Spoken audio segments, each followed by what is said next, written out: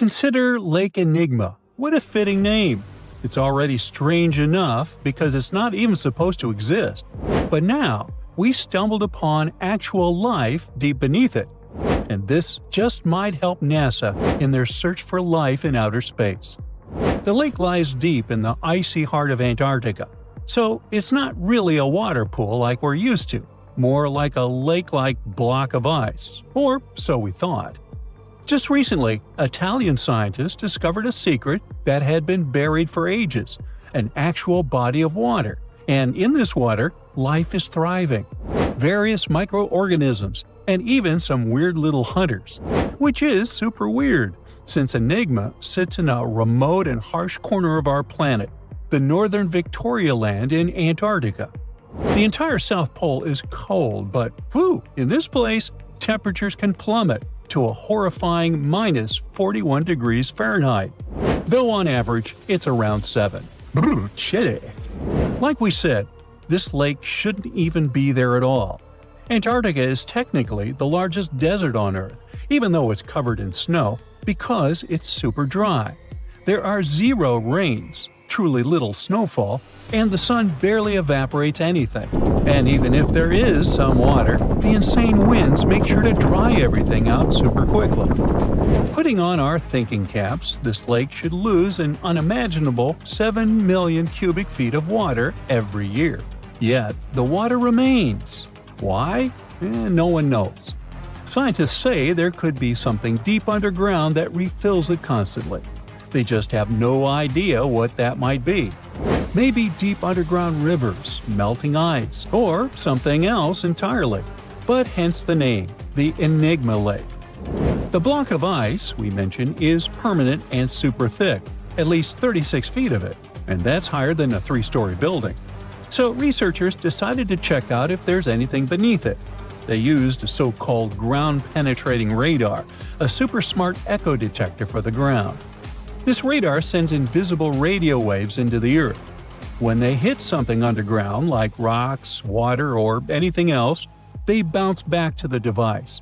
By measuring how long it takes for the signal to return and how strong they are, we can determine the distance and what exactly the radar hit. That's how animals like bats, whales, and dolphins can see underwater.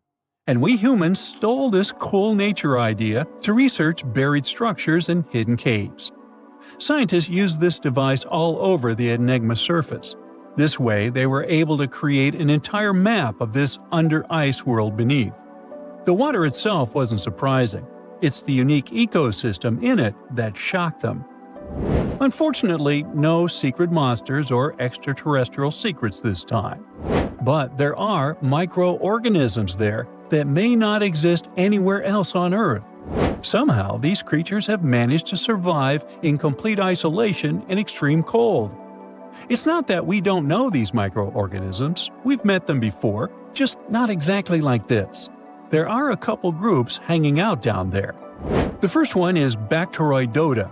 They love breaking down complex molecules, especially in your stomach, and help digest tough plant fibers. They mostly hang out inside us, but in the outside world, we might occasionally find them in soils and oceans. Then Actinobacteriota, genius chemists among bacteria. They decompose organic materials and help the soil get healthier. They're also famous for producing antibiotics, so we owe a lot of our medicine to them. The third one is Pseudomonadota. These guys weren't a surprise. They're crazy adaptable. They can thrive pretty much anywhere, from soil to water to the human body. Some of them are good, helping plants grow and in nutrient cycles, but others can be opportunistic pathogens. Bad guys. But what is actually a surprise is that Lake Enigma has tons of passibacteria. They're ultra-small even for microorganisms and can barely do anything themselves. So they prefer to live in symbiosis or be little parasites, relying on their hosts for nutrients and other necessities.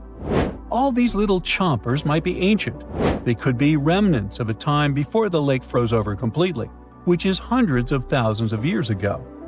It's simply weird to encounter these bacteria in the Enigma Lake, especially the little parasites. Passibacteria usually love low-oxygen environments, But this lake is very oxygen-rich, not even mentioning an almost 40 feet of ice above. So all this means that even though we know who these guys are, this specific species might be new to us. They could have evolved with some unique adaptations and abilities using the lake's unusual chemistry. They probably rely on a super simple and delicate food web. Some of the microorganisms produce energy from light, well, whatever light gets down there, or the lake's chemicals. The symbiosis guys most likely survive by living on or inside their neighbors.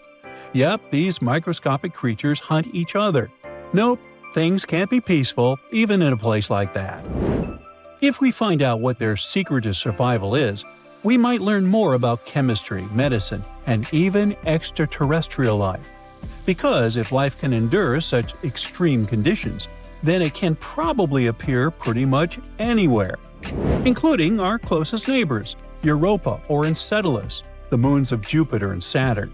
They definitely hide oceans beneath their frozen surfaces, and now there's a very high chance there might be some life there. Antarctica must be the closest thing we have to extraterrestrial exploration before we actually land on other planets. It's full of hidden mysteries and surprising creatures. Even outside of Lake Enigma, the South Pole harbors life. Just take the McMurdo Dry Valleys, which are often referred to as Earthly Mars. These are among the most mysterious and extreme places on our planet. They're stretching across Victoria Land in Antarctica, and this is one of the driest places on Earth. Makes sense if you remember the name. Surprisingly, unlike other parts of the South Pole, this land is almost entirely devoid of snow and ice, just lots of super cold ground. There might even be some sand dunes nestled here and there between the rugged mountains. The ground is mostly covered in loose gravel, scattered with ancient rocks made of granite, and something interesting called gneiss, just spelled differently. It's the type of rock that's been through a lot, literally. It's usually born when granite and sedimentary rocks have to endure insane pressure or horrifying heat for a while, a process called metamorphism. These conditions are so intense that they literally rearrange the minerals into layers. That's why gneiss has such beautiful foliated looks. It's the planet's version of baking a layered cake. It's amazing because this place is almost exactly the way it was millions of years ago. These valleys are frozen in time, and they give us a little glimpse into Earth's distant past. And that includes life. Once again, local winds are absolutely terrifying gusts of cold air racing downhill, and they evaporate snow faster than it can even melt. So, logically, you shouldn't find much water here, not even mentioning life. But somehow, you can still stumble across frozen lakes and saline ponds in the dry valleys. And local life stretches all reason and our understanding of biology. It exists inside the rocks themselves. Microorganisms are hidden in slightly moist cracks and crevices. Deep inside, there's endolithic bacteria. These guys are super chill. Instead of moving around like other microorganisms, they always stay put inside their little rocky homes. How do they survive? Through photosynthesis. Just like plants, they take teeny tiny parts of light that gets in crevices and acts like little solar panels, getting energy from the sun. Meanwhile, in another place, beneath the Taylor Glacier, there's bacteria that literally doesn't eat anything. Not comfort, not sunlight, not even oxygen. These guys rely on a diet of dusty rocks and sulfur to fuel their weird metabolisms. By breaking down sulfur and iron, they get energy to sustain themselves.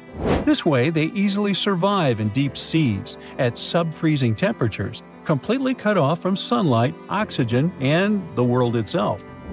This place is fascinating for both its life and the lack of it. In some parts of the valleys, like University Valley, yes, that's what it's called, the permafrost is so harsh that no microbes were found at all. This might be one of the only places on Earth where life appears to be completely absent, a quite scary idea. Anyway, now scientists are thinking about learning more about Lake Enigma and drilling this Mars-like environment. Exactly for that reason, to see how we could get samples from Mars in the future. The South Pole is more than penguins and endless snow. There's a hidden ghost world within it. Look, it's right here on the globe. Don't confuse Antarctica with the Arctic, which is at the top of our maps. Much smaller in size, and, let's face it, way less mysterious. The ice sheet covering Antarctica is about 1 to 3 miles thick, which is up to 16 Eiffel Towers stacked on each other. This massive blanket hides the true features and contours of Antarctica's land. We still don't know much about this mysterious continent, and it is ice and snow that are to blame. We still don't even know the true shape and size of this continent. Mapping Antarctica without some huge shovels is an incredibly hard task. But satellites learned to penetrate the ice with their cameras. And now we know there's actually an enormous, dramatic ancient landscape beneath the snow. The ghost of the past. About 90 million years ago, Antarctica was a much warmer place. It was actually a lush rainforest with tons of plants and probably teeming with life. It even had rivers flowing through it. Then the ice came. This happened about 34 million years ago, during the transition from the Eocene to the Oligocene, when our planet cooled significantly. It was the beginning of one of our several ice ages. The land remained, but now was hidden under ice and snow that got thicker and thicker. To a regular eye, Antarctica turned into a white desert, vast, flat, and featureless. Time went on. This massive ice sheet moved around, smoothing and shifting the ground beneath it. Over the millions of years, it changed what the land looked like. Now, if we looked under the ice, it wouldn't hold any signs of the original South Pole, except for one place. In areas where the ice is especially thick and doesn't move much, like in East Antarctica, it has actually worked the other way around. It became like a super thick blanket that protects the land.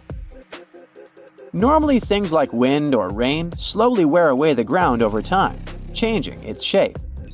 But since we have this protective ice blanket, it prevents these natural processes from reaching the stuff underneath. So, the ground stayed almost the same for millions of years, like it's been frozen in time. This special area near the Aurora and Schmidt subglacial basins has become the ghost of Antarctica's landscape. This place was barely touched even since it was first covered in snow 34 million years ago. This is a historical footprint, a place that can tell us what Antarctica's ground looked like before it became a freezing nightmare.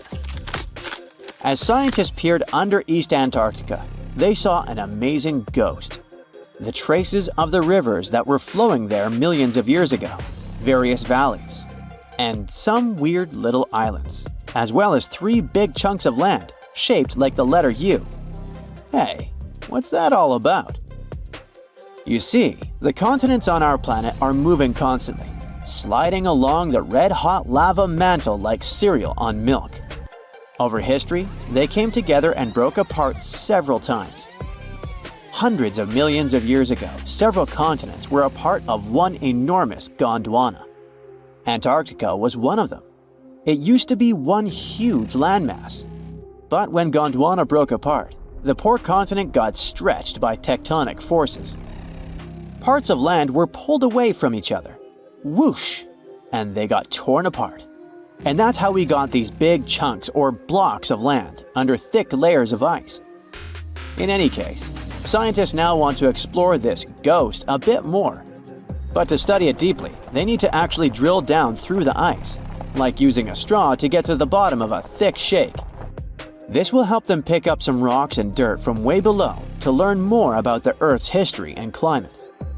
Antarctica is the 5th largest continent in the world, approximately bigger than the entirety of Europe or Australia, competing with the entire South America in size. Aside from East Antarctica, we discussed there are several more regions: Antarctica Peninsula, South Pole, West Antarctica, and the Ross Sea. The continent is basically a frozen sandbox, and all its hidden, mysterious landscape is actually less explored than Mars's terrain. We only know for sure that without ice, it wouldn't just be flat and empty, but an entire world full of big mountains, huge canyons, and even fiery volcanoes. Some of these volcanoes are so huge that they peak above the layers of snow. In West Antarctica alone, there are at least 138 volcanoes, though only about 8 or 9 are active today. One of the craziest ones is Mount Erebus, the southernmost volcano and the tallest one on the continent, about 12,500 feet high. And deep beneath the ice sheet, this guy hosts incredible, beautiful subvolcanic caves. The temperatures there are warm enough for t-shirts. The Antarctic Peninsula, or Lesser Antarctica, looks like a bunch of mountainous islands deeply underground. It has newer volcanic rocks that are part of the Pacific Ring of Fire, which is like a giant circle of volcanoes and earthquake zones around the Pacific Ocean. The Greater Antarctica is a huge part, almost as big as Australia. It consists of East Antarctica and the South Pole. Beneath the ice, it's a place of rocks that have been around for a very, very long time, including the special zone we mentioned. You probably know that Antarctica is nearly devoid of humans. No wonder, with a mean temperature of about -46 degrees Fahrenheit. But even though this place is horrifyingly cold and deserted, life still clings on. You guessed it, in the underworld. In 2017, scientists found DNA traces of algae, moss, and even possibly unknown small animals in the deep caves. That means that even in such crazy conditions, there are still unique ecosystems thriving in little isolated warm pockets beneath the snow. There was another incredible find beneath Antarctica's Ross Ice Shelf, a lively ecosystem vibing within an underground river. Scientists have long suspected that Antarctica's underworld should have some freshwater lakes and rivers. One day, a satellite spotted a groove there. They decided to explore it and used a hot water drill to melt their way through the ice. As they reached the underworld, they dropped a camera into one of those hidden fresh rivers. And at first, they thought they'd find just some rocks or something. But instead, they stumbled upon hundreds of amphipods, tiny shrimp-like creatures. Little ones instantly swarmed around the lens. Shrimps blocked the camera and scientists couldn't check out what they wanted to. Pretty funny, but at least that means that there really is an important ecosystem deep within Antarctica. Now, they're gonna explore it. And all this is just the beginning of the mysterious underworld. Antarctica's snow also hides the deepest canyon on Earth under the Denman Glacier. Well, Mariana Trench is still the deepest point on Earth, but it's a part of the oceanic crust, geologically speaking. Also, in 1958, explorers found a huge mountain range under the ice, as big and tall as the famous Alps Mountains. The range stretched for about 745 miles with peaks as high as 1.7 miles. And all this magnificence is buried under tons of ice. Who knows what else we might find there? Antarctica holds about 60% of our entire planet's fresh water, which means it would be pretty bad if it melted. For example, there's this Doomsday Glacier, officially known as Thwaites Glacier. It's a huge ice formation, about the size of Florida, and it's melting right now. Every year, the sea levels rise by 4% because of it. If this guy melts away completely, the sea levels all around the world will increase by 2 feet, which might not sound like a lot, but it would be catastrophic for coastal areas. Luckily, researchers have found that even if its ice shelf were to collapse in the next 50 years, the glacier itself wouldn't retreat as quickly as they feared. It's still losing ice rapidly, but it would be quite a slow process. Antarctica, a snowy world of about -46 degrees Fahrenheit, covered in ice for millions of years. But it wasn't always this way. Scientists just found something buried deep beneath the seafloor that shouldn't exist. Tiny golden droplets of amber. This means that Antarctica was once teeming with life and thick with trees. But something happened to it. Something that could reshape the way we see our own future. Antarctica has been a land of howling winds for millions of years. No tree can grow here today. But scientists who studied those lands decided to drill deep beneath the Antarctic surface. They went thousands of feet below the ice, pulling up ancient layers of sediment. And there, trapped in time, they found tiny pieces of golden amber. Amber is basically fossilized tree resin. It's found all over the world, often with perfectly preserved pieces of ancient life. Insects trapped mid-flight, pollen frozen in time. Entire tiny ecosystems can be locked inside golden droplets. In every continent, but not in Antarctica. Until now. They discovered tiny specks from 0.5 to 1 millimeter in size, smaller than a grain of sand, but with huge significance. This droplet had once oozed from the bark of a tree about 90 million years ago. What's even wilder, amber is only produced by certain types of trees, the ones that grow in humid, temperate rainforests and jungles. That's when the realization hit. Antarctica used to be a rainforest. Those tiny flecks of amber, clearly seen only under a microscope, tell us a vivid story of a living and breathing ecosystem. Around 90 million years ago, during the Cretaceous period, when dinosaurs ruled the Earth, Antarctica could have been covered in lush, swampy forests filled with towering conifers, ferns, and ancient plants. Some of the fragments showed signs of damage. That means the trees that produced them had been injured, perhaps by wildfires or parasites.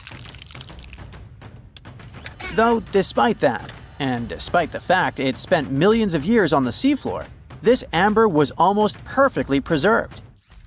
Solid, transparent, and free of cracks.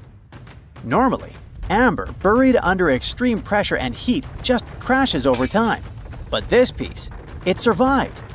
That means other pieces could survive as well, and we might find more of them on the ocean floor. But this wasn't the first sign that Antarctica had once been a different place entirely. It started in 2017. A team of scientists drilled deep into the seabed near Pine Island Glacier on Antarctica's west coast. They pulled up sediment cores, long cylindrical samples of Earth that had been buried for millions of years. And it was insane. Inside these layers they found fossilized roots, pollen, spores, traces of an ancient forest that had once thrived here. And that's exactly what they'd been studying ever since then.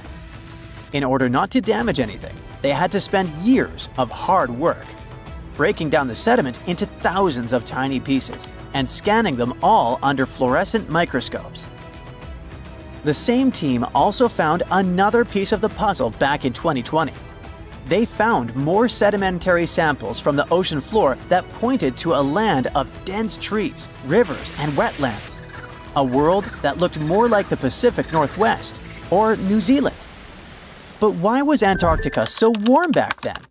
Well, that's all because of the atmosphere. 90 million years ago, Earth's carbon dioxide levels were terrifyingly high. It was literally one of the warmest periods in history, with temperatures soaring even at the poles. Think about it. Antarctica had no ice caps. Instead, it could have had buzzing insects and maybe even dinosaurs wandering through its forests. But in order to learn what happened to them, the team has to find more evidence. Antarctica really is a place full of mysteries. It's hard to study because it's covered in snow and ice so much that we don't even know its true shape and size. Some parts of the ice sheet are over 3 miles thick, half the depth of the Mariana Trench, the deepest trench on Earth. Luckily, snow has a great quality. It can freeze things in time perfectly. Layer by layer, year after year, it buries nature's past like a time capsule. Luckily, snow has a great quality. It can freeze things in time perfectly. Layer by layer, year after year, it buries nature's past like a time capsule. At first, fresh snow is soft and shifts easily in the wind, full of air. But as more snow piles on top, it compresses, squeezing out the air pockets and hardening into dense ice. This freezing pressure locks everything inside. It traps ancient plants, animals, and even entire landscapes. And they literally get frozen in time, because the extreme cold slows down decay. It stops bacteria growth, preventing rot, and keeping things almost perfectly intact for thousands, sometimes even millions of years. That's exactly what's going on in Antarctica. Scientists have to literally scan it all the way down this snow in order to find what this place looked like millions of years ago. What they found is an entire lost world buried under miles of ice. It was beneath the thickest ice of East Antarctica, near the Aurora and Schmidt subglacial basins. The weight of the ice has been so immense for so long that it actually protected the land from erosion. Scientists call it the ghost of Antarctica's landscape, and it's nothing like the smooth, flat wasteland seen from above. They found rivers that once flowed freely, now frozen in place, valleys carved by water, even 3 massive, sharply peaked hills. But what are they? To understand that, we need to go even further back in time, to the era when Antarctica was still part of a lost supercontinent. Hundreds of millions of years ago, the land we now call Antarctica was part of Gondwana, an enormous supercontinent that included South America, Africa, India, Australia, and Antarctica all fused together. But as Earth's tectonic plates slowly drifted apart, Gondwana broke into pieces. Antarctica was ripped apart, its land stretched and fractured. The massive ice sheets that formed later covered these broken land masses, preserving them like frozen fossils. As the ice shifted and melted over time, valleys formed, and ancient rivers likely carried water toward a coast that was hundreds of miles away from where it is now. But that's not the only thing Antarctica has hidden. If you stripped away the ice, you wouldn't see a smooth, empty continent. You'd see a super dramatic landscape, towering mountains, deep valleys, even fiery volcanoes. In West Antarctica, at least 138 volcanoes are buried under the ice. One of them, Mount Erebus, is still active. And inside, it has warm volcanic caves where you could walk in a t-shirt. Oh, and if it wasn't weird enough, Erebus is also spewing out gold. Yep, the actual tiny specks of gold from deep within the Earth. Scientists believe this happens because magma, the superheated semi-molten rock beneath the Earth's surface, carries liquid gold with it as it rises. Every single day, Erebus releases about 0.2 pounds of it. That's worth around $6,000 per day. In a year, that adds up to 64 pounds, or more than $2 million, floating into the sky. Unfortunately, before we grab shovels, we gotta remember that those are just microscopic particles. They're often smaller than 60 micrometers, thinner than a human hair. Not even mentioning that they're scattered around up to 620 miles away from the volcano itself. Finding them is nearly impossible. But that just shows that even in such a harsh place that looks just like a white desert, there are still many fascinating mysteries to discover. For example, somehow, life still clings there. In 2017, scientists drilled deep beneath the ice of the Ross Ice Shelf looking for water. But they found something fantastic instead. A river hidden beneath 1,640 feet of ice, running through the dark. And inside it, hundreds of tiny shrimp-like creatures. They swarmed around the camera, blocking the lens, welcoming the scientists. In deep caves beneath the ice, DNA evidence has also shown traces of moss, algae, and possibly even unknown tiny animals. So, turns out, even in one of the harshest places on Earth, life finds a way. And who knows what else we'll discover in the South Pole?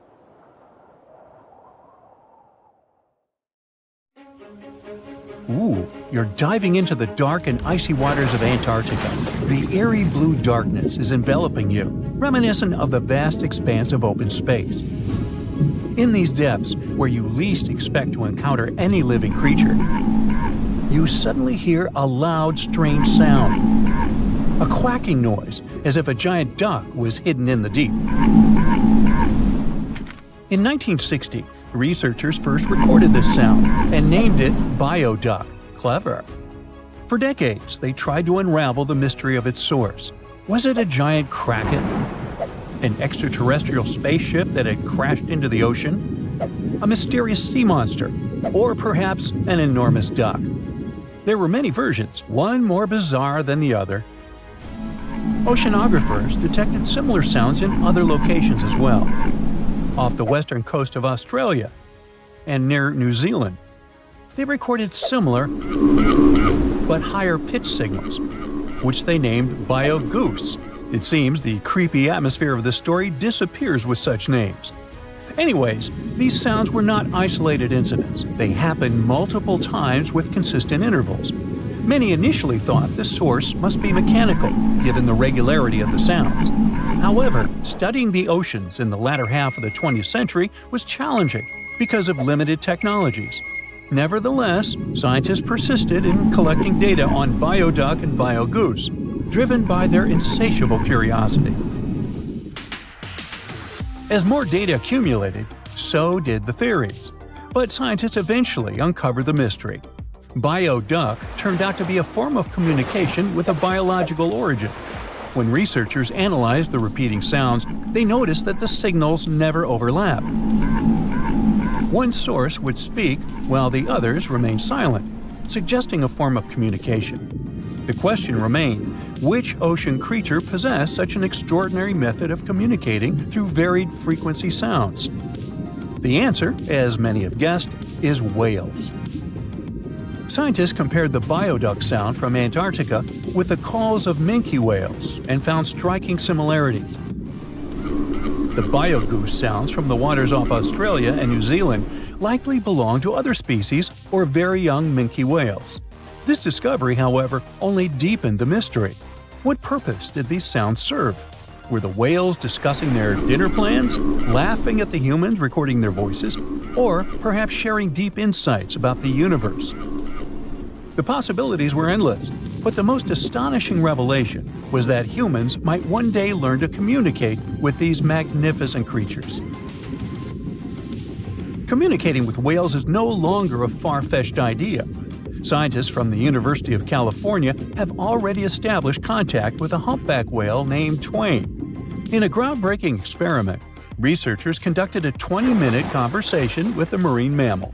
Here's how they did it. The specialists went on a marine expedition to the coast of Alaska, where they recorded the sounds of a group of humpback whales. Then they played these sounds through speakers, sending the signals back into the ocean. The recorded sounds resembled a greeting, like, "Hey, what's up?" but in the whale language. These greetings are used by whales to call each other or indicate their location. Now, soon after sending the signals, the researchers received a response. Twain approached the boat, circled it, and replied with a "hey" of its own. This marked the beginning of the first ever human-whale conversation. For 20 minutes, the scientists sent 36 signals to Twain, and each time the whale responded. Moreover, it waited for time intervals before answering. That is, the team received a response from the whale, waited 10 seconds, and turned on the sound again. Researchers then waited 10 seconds and answered. It seems that Twain was a very delicate interlocutor. Maybe it was a gentleman in the whale world, who knows? Or maybe it was simply intrigued by the unusual interaction. The signals used in this communication belonged to a group of whales that included Twain. It's likely that the researchers had recorded Twain's own sounds and used them to communicate with it. In a sense, Twain was conversing with itself. Now let's continue our journey and venture into the deepest oceanic trench on Earth, the Mariana Trench. A quick reminder, the Mariana Trench is a colossal chasm in the ocean floor, stretching over 1,500 miles south of Japan and reaching a depth of nearly 36,000 feet at its deepest point. To put that into perspective, the height of the Burj Khalifa, the world's tallest building, is like 1/10 of the Mariana Trench's depth. Now imagine this. In this deep, dark abyss, scientists recorded a strange sound.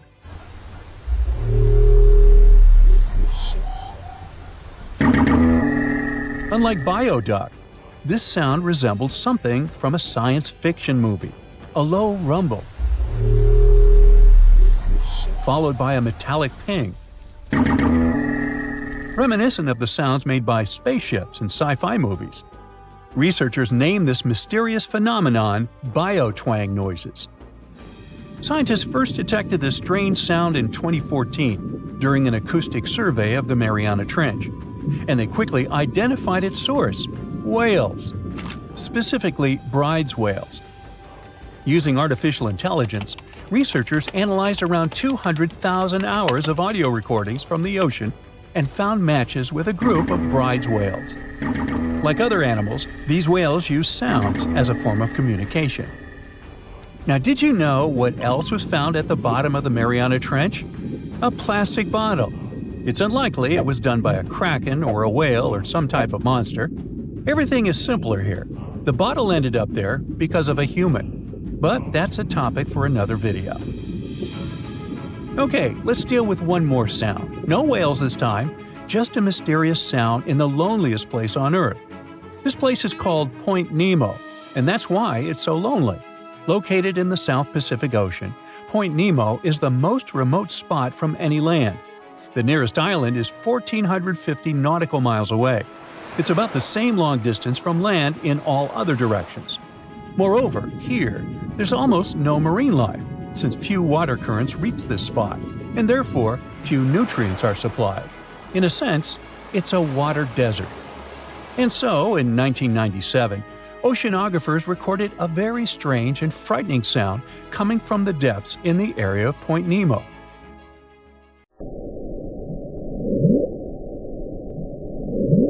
It was something gigantic and scary. People called it the bloop. As soon as journalists found out about this phenomenon, people around the world began to invent the most fantastic versions. The most popular of them was that the sound source was a giant sea monster, kraken, or some other creature. The hype around the bloop didn't last very long. Scientists managed to find out the nature of the mysterious noise. It turned out it belonged to an iceberg. When they crack and collapse, they create powerful ultra-low frequency sounds that can be heard from a very long distance. To confirm this version, scientists recorded the sounds of other icebergs and heard something similar to the bloop. Oh, by the way, Point Nemo is so lonely that space agencies drop out-of-service satellites here. Space objects just fall in the water. There's a 99% chance that no animal or human will be harmed by falling debris in this lonely place. That's why many people call it the satellite cemetery. But what if, someday, a spaceship from another planet falls here? What if it has already fallen in Point Nemo and sometimes emits an emergency signal that breaks through the ocean? Ooh. All the mysteries you have heard have already been solved. How about we end this video with a mystery that still baffles scientists? Meet upsweep.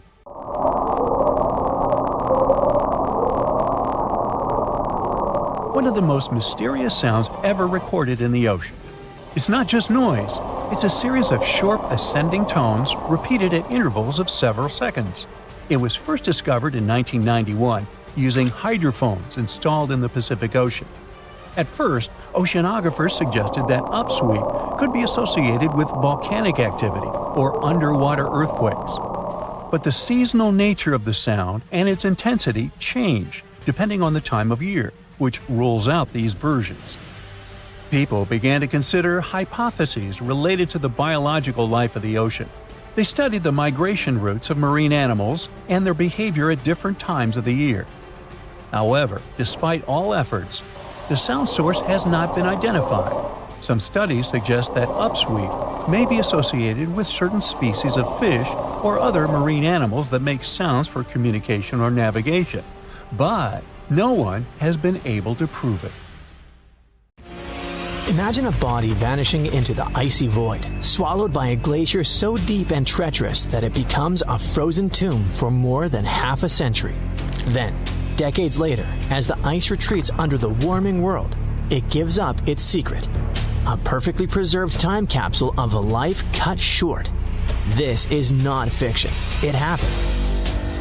In 1959, Dennis "Tink" Bell, a young British meteorologist barely past his 25th birthday, was trekking across the perilous surface of Antarctica's Ecology Glacier. The snow looked stable. It wasn't. One moment he was urging his sled dogs forward. The next, he was gone. A sudden collapse, a 30-meter plunge into a hidden crevasse. His companion, surveyor Jeff Stokes, heard him call from the darkness. A rescue attempt began immediately. A rope lowered, hope straining against fear. Bell managed to tie the rope to his belt, but fate intervened. The belt snapped, sending him tumbling deeper into the abyss. This time, silence. For 12 hours, his team searched in worsening weather. The reality was merciless. In those conditions, no one could survive. Bell was gone. His body and the story of his last moments became one of countless tragedies buried under Antarctica's merciless ice. Fast forward 66 years. A Polish research team working near the same glacier spots something unusual protruding from the melting ice. Fragments of metal, leather, and bone. What they found was astonishing. Not just skeletal remains, but more than 200 personal items scattered nearby. A wristwatch frozen in time, a pipe stem, ski poles, a Swedish knife, radio equipment. Even the smallest details whispered of a life lived in another era, of science in the rawest, most dangerous frontier on Earth. The remains were carefully recovered and transported to the Falkland Islands, then flown to London. There, DNA testing provided an answer that stunned Bell's surviving siblings. The man the glacier had guarded for over 6 decades was finally coming home. His brother, now in Australia, described the discovery as both shocking and deeply moving. For the family, the mystery had always been a wound. Now, they had closure. Bell wasn't just a scientist. Before joining the Falkland Islands Dependencies Survey, the forerunner of today's British Antarctic Survey, he'd worked as a radio operator for the Royal Air Force. He built radios from scratch, could decode Morse at incredible speed, and had a restless curiosity. He avoided competitive sports, preferring conversation, laughter, and shared meals with family and friends. His talents ranged from scouting to theater, but above all, he loved the challenge of mastering the unknown. The tragedy of his death was made more poignant by the conditions of Antarctic exploration at the time. In the late 1950s, there were no GPS systems, no satellite communications, no rapid rescue. Scientists worked in isolation, often relying on dogs and sleds, navigating treacherous landscapes with only maps, compasses, and instinct. In such an environment, a single misstep could, and often did, prove fatal. The location where Bell fell was especially dangerous, a crevasse field disguised by snow, hiding fractures that could swallow a person or a sled in an instant. Even experienced explorers were vulnerable. When Stokes and Bell crossed the glacier that day, they believed they'd passed the worst of the danger. The snow's deceptive surface told a different story. For modern Antarctic researchers, the discovery of Bell's remains is a sobering reminder of the human cost of science in extreme environments. It's easy to romanticize exploration, the daring adventurer against the backdrop of endless white, but the reality is that every breakthrough, even map drawn, often came at a terrible price. Professor Jane Francis, director of the British Antarctic Survey, described the identification as a poignant and profound moment. Rod Rhys-Jones, chair of the British Antarctic Monument Trust, emphasized how rare such recoveries are. Many who perished in the icy wilderness have never been found. That Bell's body returned at all is nothing short of extraordinary. What's perhaps most haunting is the role of climate change in this story. Without the glacier's retreat, Bell would likely have remained entombed forever. The same forces reshaping our planet, melting ice sheets, rising seas, have, in this case, revealed a chapter of history long thought lost. The glacier became both his grave and his storyteller. As scientists and his family reflect on his life, Bell's story stands as a testament to the resilience, courage, and vulnerability of those who push into Earth's most hostile corners. It's a reminder that the pursuit of knowledge has always been intertwined with risk, and that sometimes the past waits patiently beneath the ice until the world is ready to listen. Do you know that NASA explores not only stars, planets, galaxies, or black holes? Hard to believe, but yes. The agency also works on discoveries here on our home planet Earth. So what has NASA recently discovered? Is there life under the ice? While they were analyzing data recently, they discovered something unbelievable hiding under Antarctica's ice. And this discovery not only changes everything we know about the whole water system of the Earth, but it may also help with research about life in space. Humankind's existence might depend on understanding Antarctica and its secrets. So, the recent discoveries reveal vital information about our survival. But before we continue, let's see how much you know about this place, where it's only ice as far as your eyes can see. Antarctica is one of the world's 7 continents in the southern hemisphere. It's the 5th largest continent in terms of total area, and that means it's almost twice the size of Australia. Want to see real meteorites? Go to Antarctica. Due to its dry climate, Antarctica is one of the best places to observe space. But what's even greater is that you can find meteorites on the white surface of the continent. Scientists have already plucked about 45,000 meteorites from the ice, and they think they can see another 300,000. Since there aren't many terrestrial rocks there, it's easy for them to spot them, thanks to their dark color. Antarctica's dry desert environment also helps preserve them, even the ones that fell to Earth more than 1 million years ago. And can you imagine any volcanic activity in Antarctica? It's hard. But this place is where fire meets the ice. West Antarctica is where most volcanic activity occurs. Scientists recently found that 138 volcanoes exist in West Antarctica alone. Wow! You would think that Antarctica is always cold, but no. Its coastal regions can get as warm as 50 degrees Fahrenheit. But have you ever wondered what Antarctica would look like if there were no ice? It may seem unimaginable now, but it was not always covered by ice. That was 34 million years ago, though, so nobody could tell how the continent's surface would be without the ice. But NASA changed that. They generated computer simulations and created the most accurate map of it as of today. What they saw was incredible. The continent was not flat at all like it seemed. It's pretty bumpy with valleys, rolling plains, and high mountains. But this was nothing next to what they had discovered under Antarctica's ice. So, what is it? Drum roll, please. NASA found 2 new subglacial lakes. And what's even cooler about it is that they spotted these lakes from space. How is that? If your answer is high-tech satellites, then you're right. In 2003, NASA launched a satellite called IceSat. It measured ice sheet mass balance and cloud and aerosol heights. The satellite also helped create the ice-free map of Antarctica. In 2010, the European Space Agency launched the second satellite, CryoSat-2. It was for tracking the changes in the thickness of the ice. Then, in 2018, NASA launched the third one, IceSat-2, a follow-on to the IceSat spacecraft. It measured ice sheet elevation and sea ice thickness. It was NASA's most advanced Earth-observing laser instrument. It delivered the highest precision data. And when that was combined with the data from the other satellites, it was possible to spot these 2 new lakes near a pair of larger ones. But how is it possible that these lakes exist in the first place? The average thickness of most Antarctica ice is approximately 1.2 miles.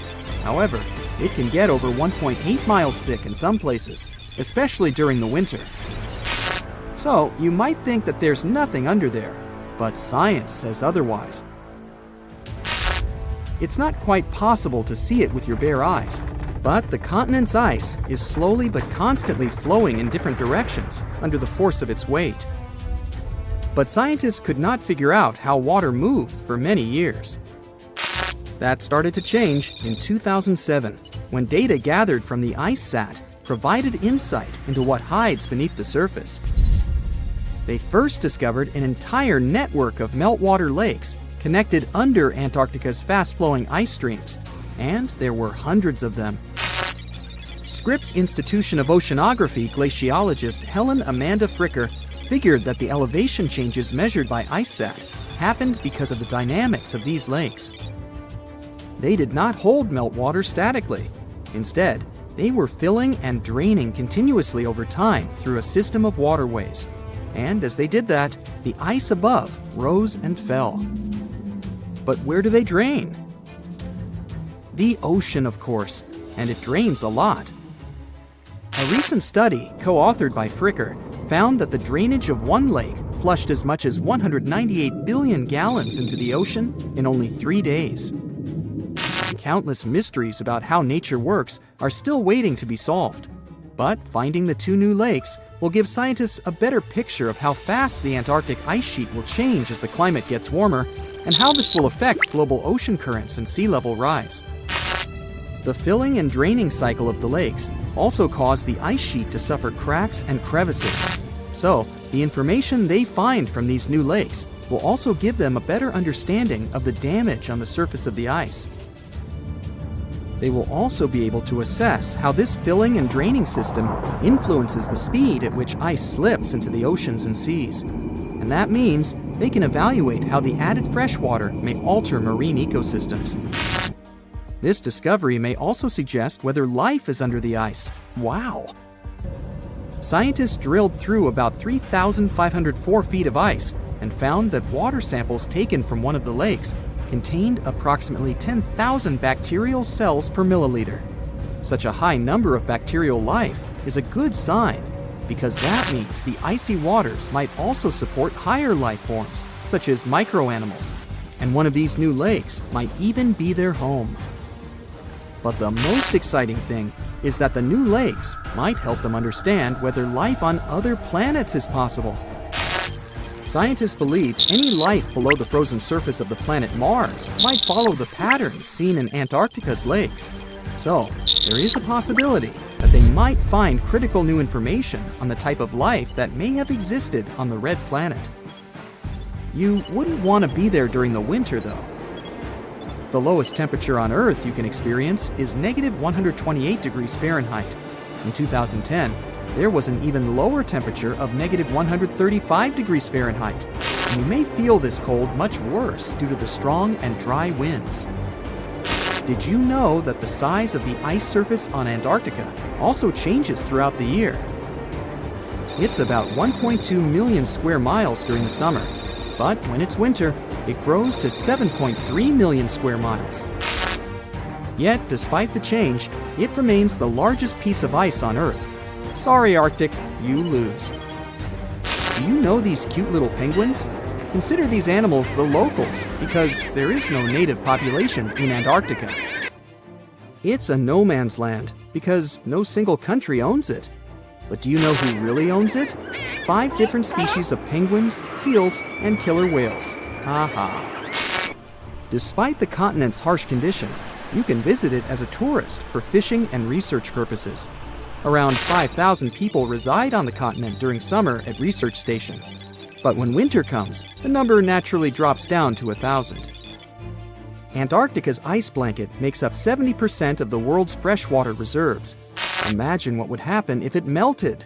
The global sea levels would be raised by almost 200 feet.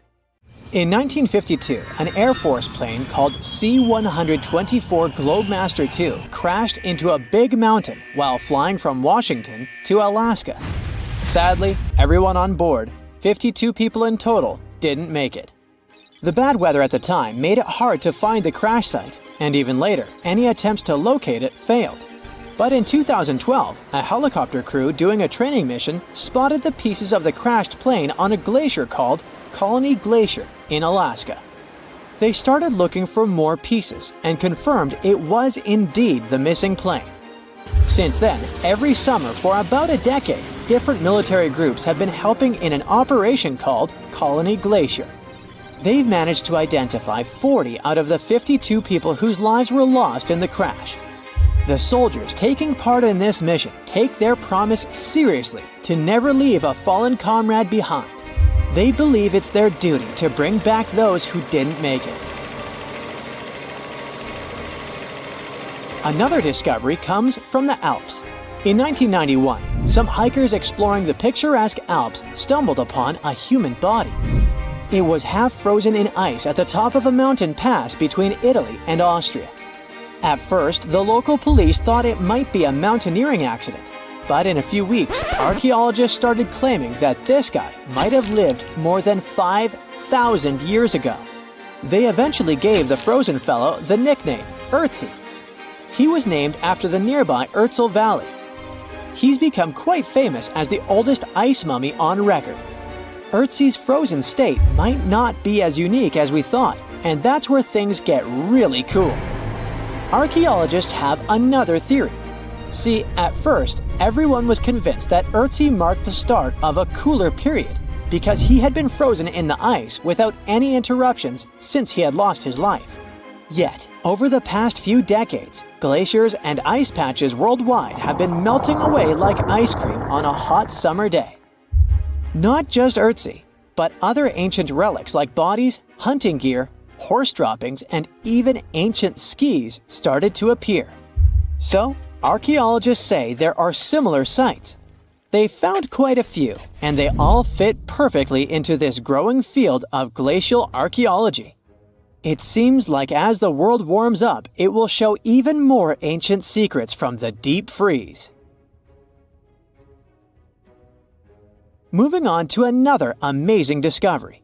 In 2018, William Taylor and Nick Jarman were exploring the snowy slopes of Mongolia's Altai Mountains. They found an ancient treasure trove hidden in the ice.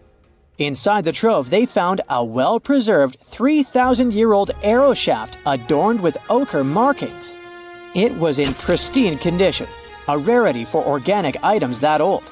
They found other items too, like a bronze arrowhead with bits of animal sinew still attached. All of these relics had been untouched for hundreds of years, since they had been locked in the ice. In Mongolia, rising temperatures have melted ice patches that remained frozen for centuries. Similar discoveries have been made in the Yukon, US, Italy, Siberia, and Norway. Thousands of sites have been identified. Yet, scientists are racing against time to document and preserve these artifacts before they're lost forever. The study of these artifacts challenges the definition of these environments as wildernesses and shows how indigenous people coexisted with nature there. Sometimes people find simple items too, as simple as a sandal. This one, discovered on one of central Norway's mountain passes, indicates that people used this route roughly 1,700 years ago. This suggests that there was less snow and ice in that area back then. The sandal, dating back to around 300 BCE, resembles Roman sandals of that era. Again, in Norway, hunters found an iron sword high up on a mountain, more than 5,250 feet above sea level. There's no nearby burial site, and it's puzzling why someone would have a sword in such a remote location. Archaeologists speculate that the owner might have become lost. Then, in 2011, unusual objects resembling giant slingshots began to emerge as the ice melted. Radiocarbon dating suggests that this particular object was crafted around 400 BCE. It measures over 3 feet long and has knife cuts.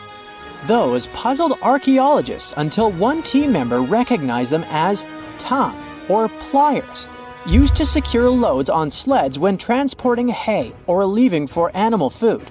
People in the area used hay sleds with pliers until the 1950s, when tractors became more common. Now, let's get back in time to thousands of years ago. We can easily do that by looking at this woolly mammoth.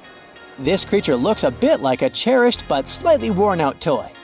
This ancient giant, whose heyday was 39,000 years ago, is the best-preserved mammoth ever found. Even its signature shaggy hair is surprisingly well preserved, having been trapped in glacial ice until its recent discovery in Siberia. This remarkable animal is stepping into the limelight in Yokohama, Japan. Scientists are running tests that might bring this extinct species back to life. When they stumbled upon this female mammoth, they uncovered a hidden treasure, a sample of her blood preserved beneath the ice. So they believe this ancient blood could hold the key to resurrecting the mammoth. They also found well-preserved muscle tissue. She was between 50 and 60 years old when she met her icy fate. The discovery of mammoth blood has reignited debates about the ethics of bringing back extinct creatures, like in Jurassic Park. Their ambitious plan is to implant an egg into a living elephant for a 22-month pregnancy, hoping that at least one living mammoth cell might survive. Hop on, we're going to the French Alps. We are at a spot not far from where an Air India plane tragically crashed 46 years ago. We're accompanied by a diligent mountain rescuer and his neighbor. They went to this area after a bunch of tourists had noticed a strange-looking thingy on a glacier. It was a bag. The Indian embassy in Paris got wind of it, and it was all set on getting that bag. What makes it kinda cool is that it had diplomatic mail and Ministry of External Affairs written on it. The Air India flight was on its way from Mumbai to New York when it took a nosedive in January 1966. It took 117 people on board down with it. Guess what else was inside the bag besides the soaked diplomatic mail? It had a stack of old Indian newspapers. So, alongside those, they also found bits of the plane's cabin, a lone shoe, and a bunch of cables. Totally unexpected treasures on that mountain.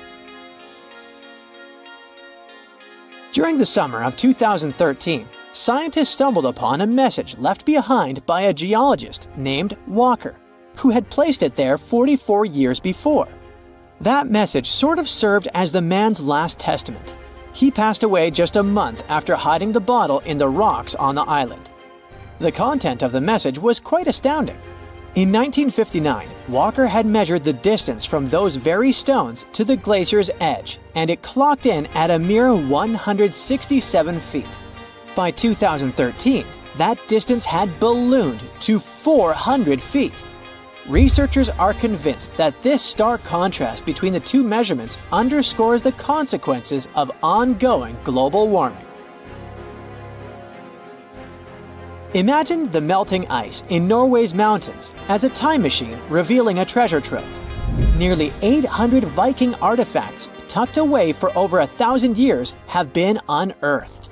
They give us a peek into the bustling trade networks of the Viking era and the critical role of the mountain passes in this ancient commerce. Among the finds are leather shoes, cozy woolen mittens, stylish tunics, feathered arrowheads, horseshoes, walking sticks, and kitchen gadgets from the Viking chef's toolkit. There are even Viking pack horse souvenirs. These artifacts provide us with insights into ancient travel habits and the peak times when those paths were bustling with activity, and give us a glimpse into the lives of adventurers. Hey, look at this rock. At first sight, it looks like a regular boring rock, the likes of which you can see when walking along the beach. Its color doesn't stand out, and its weight is pretty regular, around 4 pounds. But everything changes when you learn that this rock was born on Mars, traveled all the way to Earth, and ended up in Antarctica. Now the story sounds much more fascinating. So let's find out the details. Researcher Roberta Score, who worked on the ANSMET project, which stands for Antarctic Search for Meteorites of the Denver Antarctic Program, found this meteorite in 1984. If you want to decipher the name of the space traveler, I can help you. It comes from the place where the scientists spotted it, the Allen Hills of Antarctica, hence ALH. And then we've got the year of the discovery and the number of the sample. If you think that Roberta picked up the rock and exclaimed something like, "Woohoo, I'm holding a chunk of Mars," I'll have to disappoint you. At the very beginning, it was totally unclear where the meteorite came from. And one thing confused researchers even more. The meteor was very different from other meteorite groups found on our planet. Okay, but then how did they finally figure out it was a visitor from Mars? All thanks to traces of gas similar to those that make up the atmosphere of the red planet. We learned about its composition thanks to the brave Viking lander that carried out the necessary analysis in situ in 1976. Anyway, back to our rocky discovery.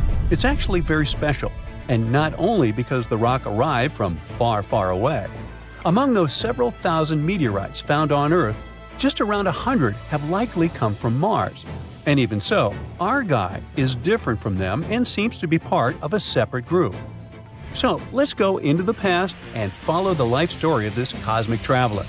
It most likely formed around 4 billion years ago on its home red planet. One day, which wasn't very different from others, turned out to be life-changing for this peaceful rock. A meteorite impact catapulted into space, and it started its own journey as a small asteroid. At that time, it was way larger than at the moment of discovery on Earth. At one point, ALH got close to Earth and, who knows, probably decided to explore something. That's how, 13,000 years ago, it ended its space journey by colliding with our planet. At the moment, this Martian fragment is the oldest we've got. But at first, it wasn't all that popular. Only in 1996 did it become way more famous after a groundbreaking discovery. You see, some NASA researchers started wondering, well, the fragment is obviously very old. But then, could it have recorded any traces of life that could have been thriving on Mars at the time ALH formed on the red planet? And guess what? Those scientists turned out to be right. They detected traces of very fine magnetite particles. Those were completely similar in structure and chemical composition to the particles we have on Earth. They're called magnetofossils, and magnetotactic bacteria produce them. So it might mean that, at one point, there were some forms of life on Mars. In April 2020, scientists from the Japanese Space Agency made another discovery.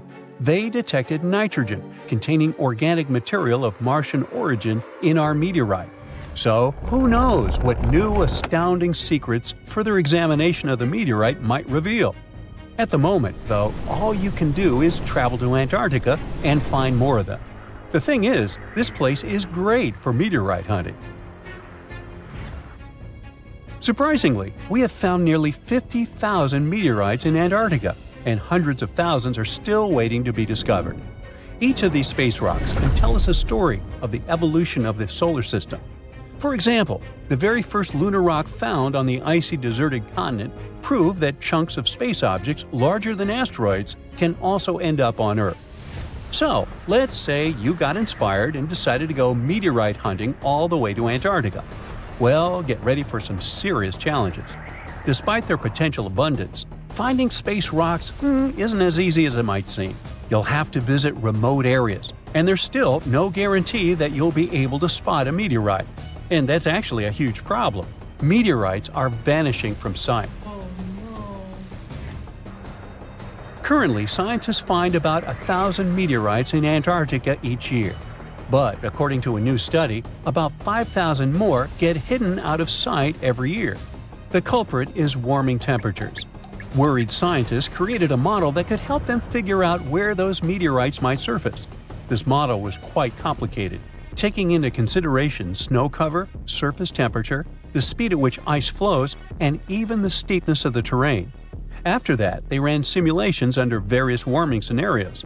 It turned out that meteorites indeed sank out of sight as temperatures rose. To say that the researchers were upset is obvious. They didn't expect that climate change would affect their work so much. Even though those areas are below freezing, people still managed to ruin a crucial archive of the solar system. But let's get back to your meteorite hunt. If you want your chances to find one to be higher, travel to the base of mountains or outcrops where ice, which usually flows to the lower ground, is forced to move upward. But make sure to take your windbreaker with you. In those places, powerful winds brush away snow, exposing bright, vivid blue ice. Instead of melting, this ancient ice can change directly into water vapor, and it helps expose meteorites that would otherwise remain hidden. You need to hurry though. Meteorites at the surface disappear quickly. Even when temperatures are well below freezing, the rocks can still absorb some of the sun's heat and melt the ice. It's like they're creating underground, or shall I say under ice, tunnels for themselves, sinking and hiding from sight. Sometime later, refreezing closes the entrance to those tunnels, effectively trapping meteorites inside, tucked out of sight. Now, scientists admit it's very tricky to find working methods to spot meteorites.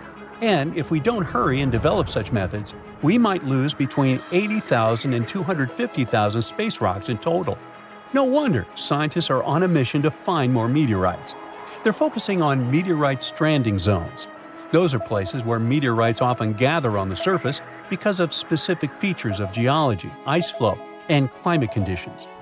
As you already know, you can find meteorites on blue ice without snow cover. This makes meteorites easy to spot. But finding such hotspots is often pure luck.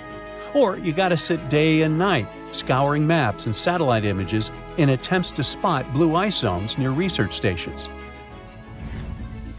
Let me introduce Veronika Tolinov, a glaciologist, and her team. They've taken things to the next level by developing a smart Antarctic-wide map. To do it, they've used machine learning and satellite data from NASA, the Canadian Space Agency, and others. This map highlights areas where meteorites might be hiding based on past finds and all kinds of climate and ice data. Apparently, the best places to find meteorites are along the edges of the continent and near mountains with blue ice. Unfortunately, it's not just the blue ice that matters. The temperature and speed of the ice flow are also super important. For example, if the ice flows too quickly, meteorites get swept away before they can accumulate.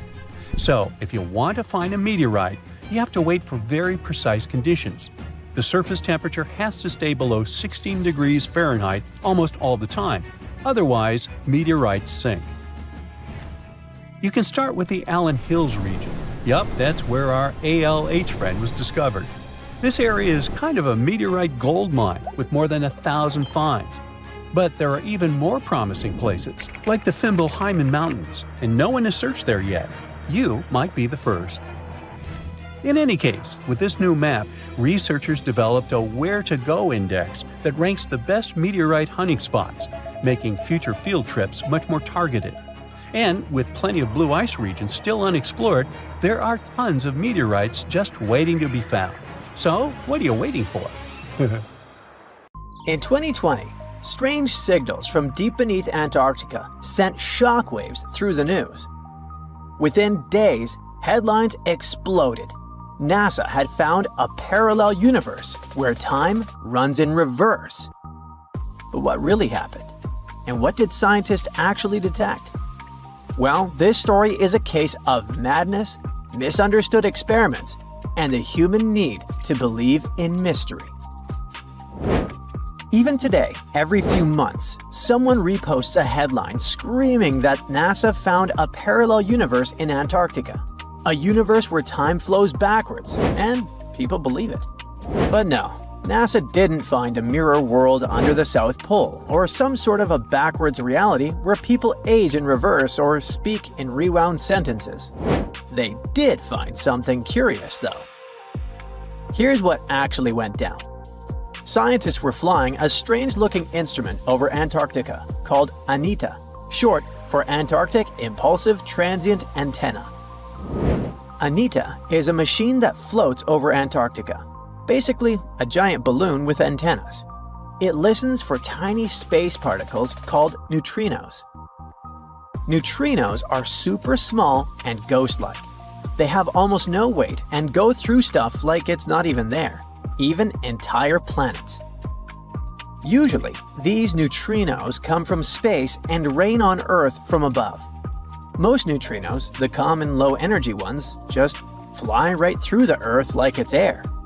They're like tiny bugs flying through a chain-link fence. There are some very high-energy neutrinos, though. They're super rare and they interact a bit more often with matter, and they can get blocked. If high-energy neutrinos hit something dense enough, like the rock and metal inside Earth, they might finally bump into a particle and get absorbed. That's more like fast tennis balls that hit the fence once in a while. Low-energy neutrinos, which are everywhere and pretty harmless, are pretty undetectable. But these high-energy guys are exactly what Anita can detect. When they slam into ice, they send some radio waves that are easy to listen to. This faint radio signal is called the Askaryan effect. And yep, that's exactly why Anita is flying over Antarctica. That's because the ice is pure, dry, and quiet. It's perfect for catching those rare signals. So, what did Anita detect? It detected something rising up from below the ice, like a high-energy neutrino coming from the Earth. What?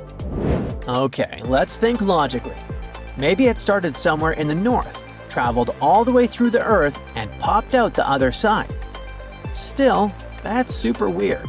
That's not supposed to happen. Neutrinos with that much energy should have been stopped inside the planet. Like we said, get absorbed. So, scientists caught a little bit of a brain bug. That shouldn't be possible with our current physics, unless something we don't understand is going on. And when you're faced with something bizarre, you explore all options, even the wildest ones. The nightmare began. A group of researchers published a paper suggesting that this strange signal might make sense in a CPT symmetric universe. CPT stands for charge, parity, and time. These are basically three ways to flip the universe. Charge means swap all particles to their opposites. For example, swap electrons, the guys with the negative charge, with positrons, their antimatter twins with the positive charge. Parity means mirror the universe, literally like looking at it through the mirror. Left becomes right and right becomes left. And time, of course, means run time backward, like rewinding a video. Now, there's a big rule in physics called CPT symmetry. It says that if you change all three of those things at once, the laws of physics should still work the same. This is kind of insane, but if you took the entire universe and swapped matter with antimatter, mirrored it, and reversed time, it would still follow the same physics. Why is that? Well, in our universe, an electron bumps into a positron, and they annihilate into photons. Cool! Now take that, mirror everything, and what do you get? Well, photons spontaneously turn into a positron and an electron, but mirrored and reversed. It's still the same physics, even if it's backwards. The equations still check out, so nature thinks this is valid. So here came the crazy part. Some physicists thought, what if the Big Bang created two universes? One is ours, made of normal matter going forward in time. The other is a mirror twin, made of antimatter, going backward in time from our perspective. This doesn't mean that someone in the other universe feels time going backward. To them, time flows forward, just like it does for us. But from our point of view, they're moving from our future toward our past. And vice versa. To them, we're weirdos who move backwards. And if both universes are exact CPT mirror images of each other, that would mean same physics, same rules, just symmetrical. Same rules, just symmetrical. This isn't some crazy sci-fi theory, even if it sounds like it. It helps explain weird physics mysteries. For example, why there's so much matter in our universe but not much antimatter, even though they were supposed to be created in equal proportions. Or why the universe is so symmetrical and balanced in some strange ways. So, coming back to the neutrinos, some scientists suggested that maybe those upward flying particles could be coming from that CPT mirror universe, poking through into ours, like a crack between two symmetrical realities. And if you look at it like that, this is quite a wild take. It's speculative, it's not proven. It's more of a cool thought, but the media immediately blew up. They ran a piece with the headline that said we found proof of a parallel universe going backwards in time in Antarctica. And all the other big tabloids picked it up. They made it sound like NASA had actually found a parallel universe. Time travel is real. Multiverse is confirmed. Meanwhile, people who worked directly on Anita immediately caught brain damage. They tried to jump in to say that's not what happened at all. They explained that the signals were unusual, yes, but there were plenty of normal explanations that didn't require rewriting the laws of physics. It could even be just an experimental error. Maybe an unusual particle behavior or gaps in how we model neutrino interactions. Of course, no one listens to experts about what experts discovered. And once an idea like that hits social media, it becomes nearly impossible to put back in the box. But that also doesn't mean that the multiverse definitely isn't real. Far from it. Physicists are still exploring the concept and assume that some of those potential universes, if they exist, could have different laws of physics.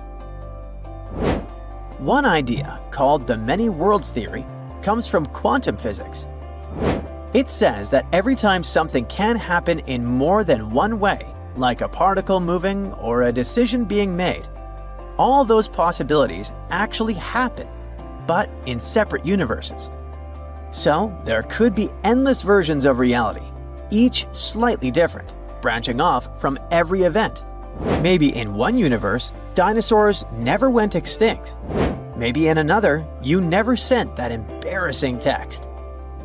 Another theory is called the bubble universe theory. After the Big Bang, the universe expanded incredibly fast in a process called inflation. Some scientists think that inflation never fully stopped and is still happening in some regions. That would mean new bubble universes are constantly forming, each with its own version of physics. Our universe would just be one bubble in a giant cosmic sea of others. The third idea is about shadow matter. Dark matter is invisible, but its gravity affects the universe.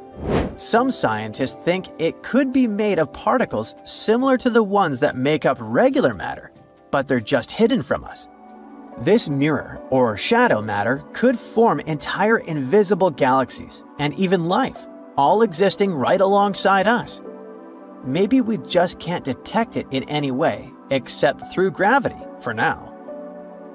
But in physics, all of those are just theories, mathematical possibilities. We have no direct evidence that it's real. If we ever find one, though, let's now hope it won't be the boy who cried wolves scenario. Discovering hidden places on our planet is extremely exciting. Today, I'm taking you on a trip that you aren't going to forget anytime soon. But suit up, this is about to get very cold. You hop on a plane and land on the ice-covered island of Greenland. An unbelievable view of the Aurora Borealis, aka the Northern Lights, is greeting you. You can't believe your eyes.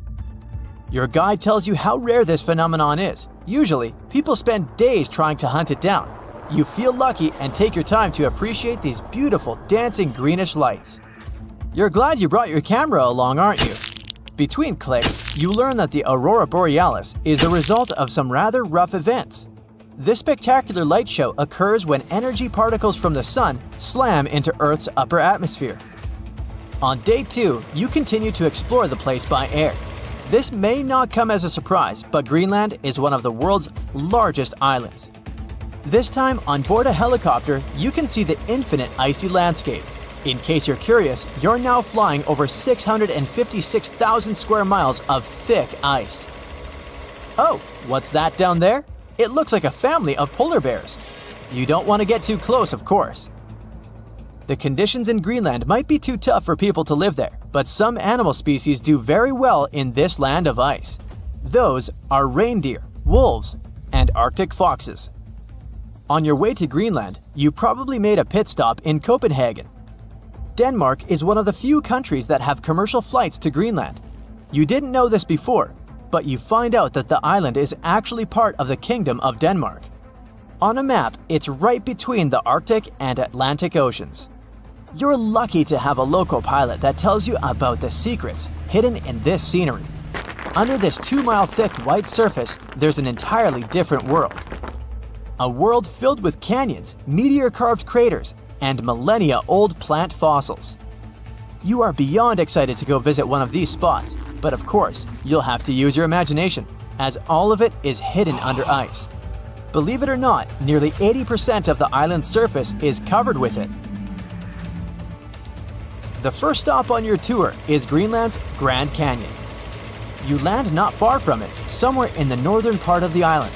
You may know that canyons are deep, narrow valleys with steep sides, but I bet you didn't know that the word canyon actually comes from the Spanish word cañón, which means tube or pipe.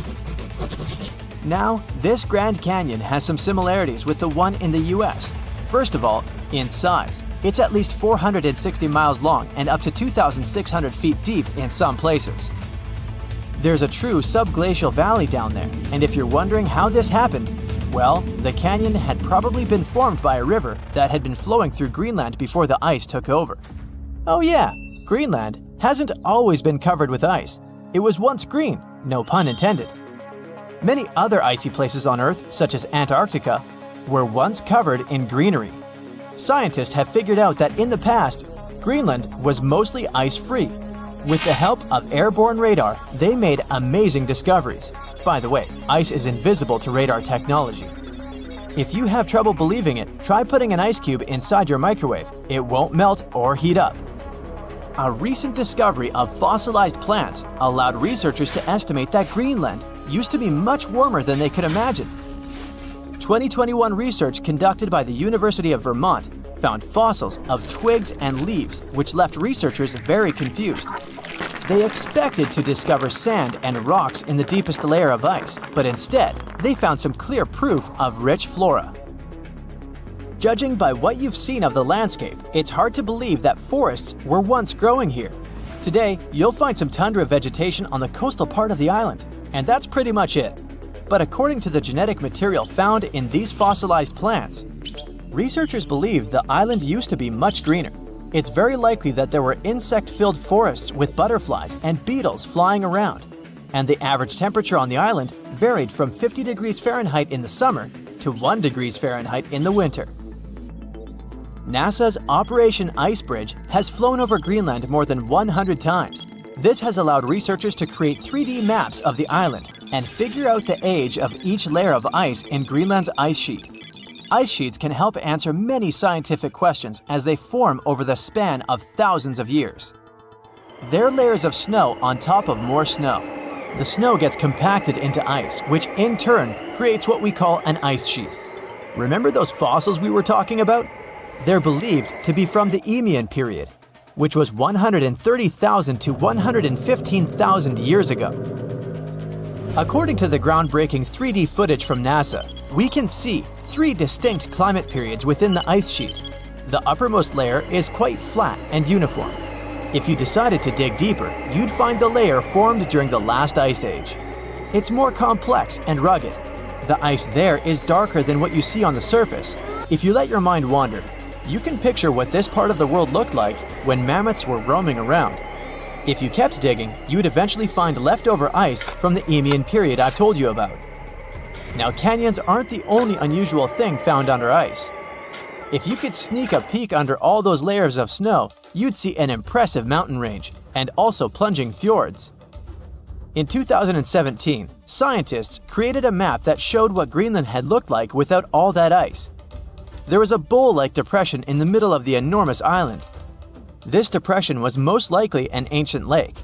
Around it, there was a circle of coastal mountain ranges. This scenery probably resembled the landscapes of modern Patagonia. Big mountains with snowy tops surrounding crystalline lakes. This ancient lake in Greenland is a wonder on its own. Imagine a pit the size of Rhode Island and Delaware put together. The lake is believed to have covered over 2,700 square miles, and back in the day, it was fed by at least 18 different streams. These crystalline blue waters were surely very inviting, and freezing of course. But if you ended up going for a swim, I'd say be careful, as the water could get up to 800 feet deep in some places. On day 3 of your adventure, you discover a true under-ice water park. While you're wandering around the ice-covered island, your guide tells you to be mindful of the cracks in the surface. These cracks are responsible for the modern-day aqua lounge going on down there. Meltwater and rainwater flow down the cracks in the ice all the way down to the riverbeds. This forms a landscape of jewel-like lakes and streams filled with crystalline water. Researchers estimate that about 60 small under-ice lakes exist there. And yes, they're actual lakes. Perhaps one of the most impressive hidden features on this island is a meteor crater. Under the Hiawatha Glacier, you can find a 19-mile-wide impact crater, big enough to swallow the city of Washington. Apparently, a mile-wide iron asteroid struck Earth's atmosphere within the past 100,000 years and chose Greenland as its landing point. If anyone had been around to see it, they'd have witnessed a real show, a white glowing fireball cutting through the sky. Scientists speculate that if it had landed on an ice sheet, it certainly vaporized both water and stone. Someone standing hundreds of miles from the impact site would have heard a deafening thunderclap and experienced hurricane-force winds. But it actually makes sense. The approximate speed of meteors entering Earth's atmosphere is 45,000 miles per hour. For comparison, that is 2.5 times the speed of a spaceship. It's bound to make some noise and leave a huge crater in the ground.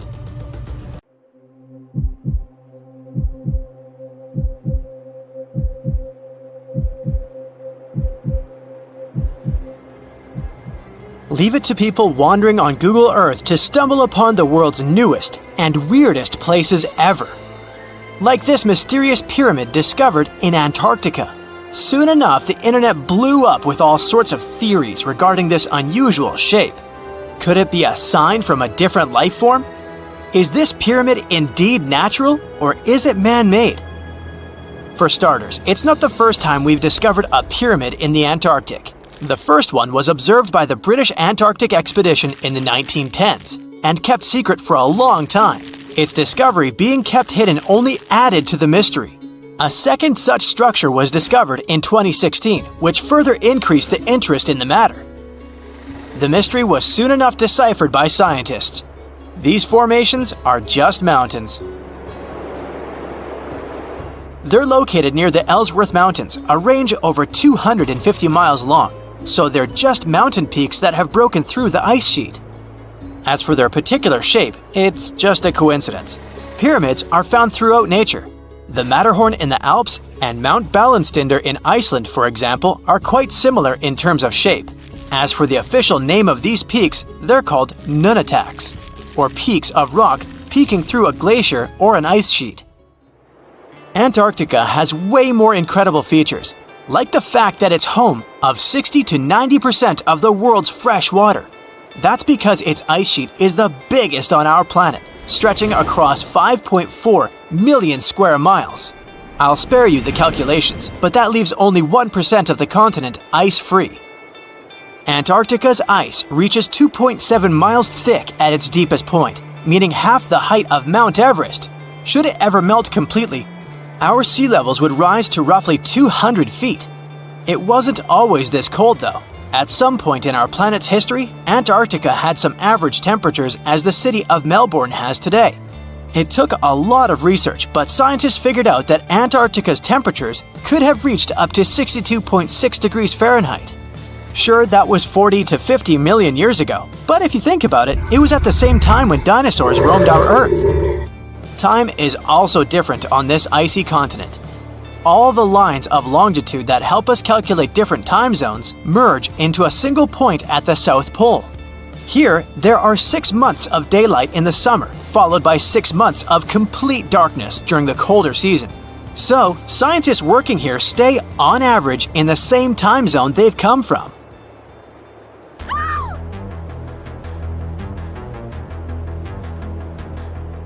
The Blood Falls aren't a chapter of a thriller movie. They are merely a series of waterfalls located in one of the driest regions of Antarctica. They emerge from an underground lake filled with a special type of bacteria. These little organisms use sulfates as fuel instead of sugars, which makes them very intriguing for scientists. The water contained in this lake is so full of iron that it basically just rusts when it meets air. So, the reddish color of the waterfall also gives it its trademark name. The megalodon was the largest predator ever known in our planet's history. In terms of its location, the megalodon lived practically in all waters on our globe, except near the poles. The reason why there were no megalodon teeth found in Antarctica is probably because the gigantic creature was adapted to only warm tropical and subtropical waters. If you plan to visit Antarctica by boat someday, just know you might not get there on a non-metallic boat. The hull of your transportation device must be made of either steel or aluminum to withstand the harsh weather conditions here. Antarctica isn't home to a lot of bugs. In fact, there is only one true species of insect that calls this place home. It's a wingless midge called Belgica antarctica. This fly is so tiny that it only reaches 0.08 to 0.23 inches long, but it's still the Antarctic's largest terrestrial animal. A lot of Antarctic fish also come with an antifreeze substance in their blood. They don't necessarily need it for protection against the cold temperature, but mostly against touching ice. These antifreezes are made up of large glycoprotein molecules. They surround any small ice crystals that may form, making sure they don't spread through the animal's tissues, which could cause a lot of damage. They also create a sort of small pillow blocking the sharp ice crystals, so they're less likely to cause any pain. It also doesn't rain a lot here on this icy continent, but one amazing meteorological quirk of Antarctica is that it's full of diamond dust. This dust is basically small ice crystals that pop out of humid air close to the Earth's surface. Think of it like an icy fog. As they flow through the air and get touched by sunlight, they begin to sparkle, making visitors here feel like they're surrounded by diamonds. It's probably the last place you'd want to go into labor, but in 1978, the first person was born here ever. Emil Marco Palma was its name, and ever since, 10 other people have been born here in Antarctica. There's a lake on this icy continent that is so full of salt, it makes it impossible for it to freeze over, even if temperatures can go as low as 5 degrees Fahrenheit. That's because pure water freezes at 32 degrees Fahrenheit. Water that has salt in it, or any other substance for that matter, will freeze, but at a way lower temperature. That lower temperature is adjustable depending on the substance itself and the amount that has been placed into the water. Antarctica was the last official continent to be discovered. It remained completely unseen until the 1820s. But it took another 20 years to confirm it was actually a continent and not just a group of icy islands. Just because it's really cold here doesn't mean you can't go on a date here. One December night, an American scientist that was posted in Antarctica logged into a dating app simply out of curiosity. He was certain no other profiles would show up, but to his surprise, he found someone soon enough. Another researcher who was stationed just 45 minutes away, by helicopter of course. They eventually got together and went on the first date in Antarctica ever recorded. Apart from ice, this continent has something else way more abundantly than any other piece of land on Earth: meteorites. If we look at the research done by scientists, meteorites have equal chances of reaching any place on our planet. However, once they go through our atmosphere, the situation is a bit more complex. That's because different climates on our planet, like the humid ones found near the jungle, have a lot of moisture and oxygen, which will corrode most meteorites. The climate in Antarctica is really dry, so the possibility of meteorites corroding is little to none. More so, it's way easier to spot these rocks on the icy white surface of this area than in any other place on Earth. If you're not scared of the cold, you'll surely freak out when you hear about the winds here. That's because Antarctica is for the most part the windiest place on Earth. Wind speeds have been reported here to reach even 200 miles per hour. Ooh, from giant spiders to venomous snakes, we all get freaked out by Australian creatures. Yeah, me too. But newly discovered fossils show that things were way more dangerous 120 million years ago, when this land was completely ruled by massive razor-clawed megaraptors. Yeah, I'm glad I wasn't around then. These dinosaurs were about 26 feet long and walked on two legs, just like the famous T-Rex. They were fast, fierce hunters, with a superpower: their hug. Yep, their massive, muscular forearms had huge curved claws, perfect for grabbing and holding onto prey. Uh-oh. They would wrap their arms around their poor victims, just like a hug, and trap them with no chance of escape. And even though their teeth were quite small, they were still sharp enough to rip through flesh. The first time we heard about megaraptors was in the late 90s, when a paleontologist discovered their fossils in the region of Patagonia, Argentina. Since then, no one has ever found a complete skeleton, only fragments. But probably the most important one yet was uncovered in Australia at the beginning of this year. Researchers were exploring Victoria's stunning coastline when they stumbled upon megaraptor fossils. First, they spotted bones from its lower legs and a few vertebrae washed up on the beach. Even though they were working with just a couple of fragments, a deeper analysis confirmed that these belonged to a megaraptor. And not just any megaraptor, it was the oldest one ever discovered. This discovery gets even more exciting because it adds weight to the theory that these dinosaurs might have originated in Australia. But we already knew that they roamed the land down under since early 2023, when researchers found the top of a megaraptor skull in the country. So let's rewind a bit. We first found their remains in Argentina, right? Right. But then, years later, researchers found fossils of the same family of dinosaurs on the other side of the world, in Australia. If the ones in Oceania were older, how did these creatures end up in South America? Of course, they didn't fly there. They didn't cross continents by swimming either, although there is a theory that they could swim. Remember, we're talking about the dinosaur era, which happened millions of years ago. And back then, Australia and Argentina were actually pretty close. Basically, they were one. Both lands were part of the supercontinent known as Gondwana, and they were connected through Antarctica. Wait, but wasn't this path freezing? I mean, yeah, these dinos had to pass through Antarctica to get to their destination, but they weren't freezing their tails off. This all happened during the mid-Cretaceous period, when the weather was super warm. Back then, the poles were covered in plants, not ice. So let's just say they took full advantage of the good weather to make the crossing. Now, about 180 million years ago, Gondwana started to break apart. At some point, Australia drifted away from the supercontinent, cutting it off from other landmasses, including South America. That's why the same dinosaurs showed up in completely different parts of the world. Mystery solved. Now, let's get back to that recent discovery. The researchers didn't just find a few traces of megaraptors on the beach. In total, they uncovered 250 dinosaur bones at the site, but only 5 of them were really important.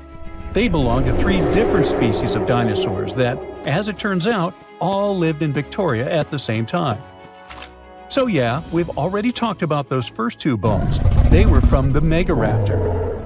Next, we have a shin bone from a unexplainable. That's my best shot at pronouncing it. It's a dino also known as the southern raptor. This is a type of dromaeosaur with a long snout. And the last 2 shin bones of different sizes came from a Carcharodontosaurus, whose name means shark-toothed lizard. This one is a particularly big deal for 2 reasons. Number 1, it's the first evidence that this species lived in Australia.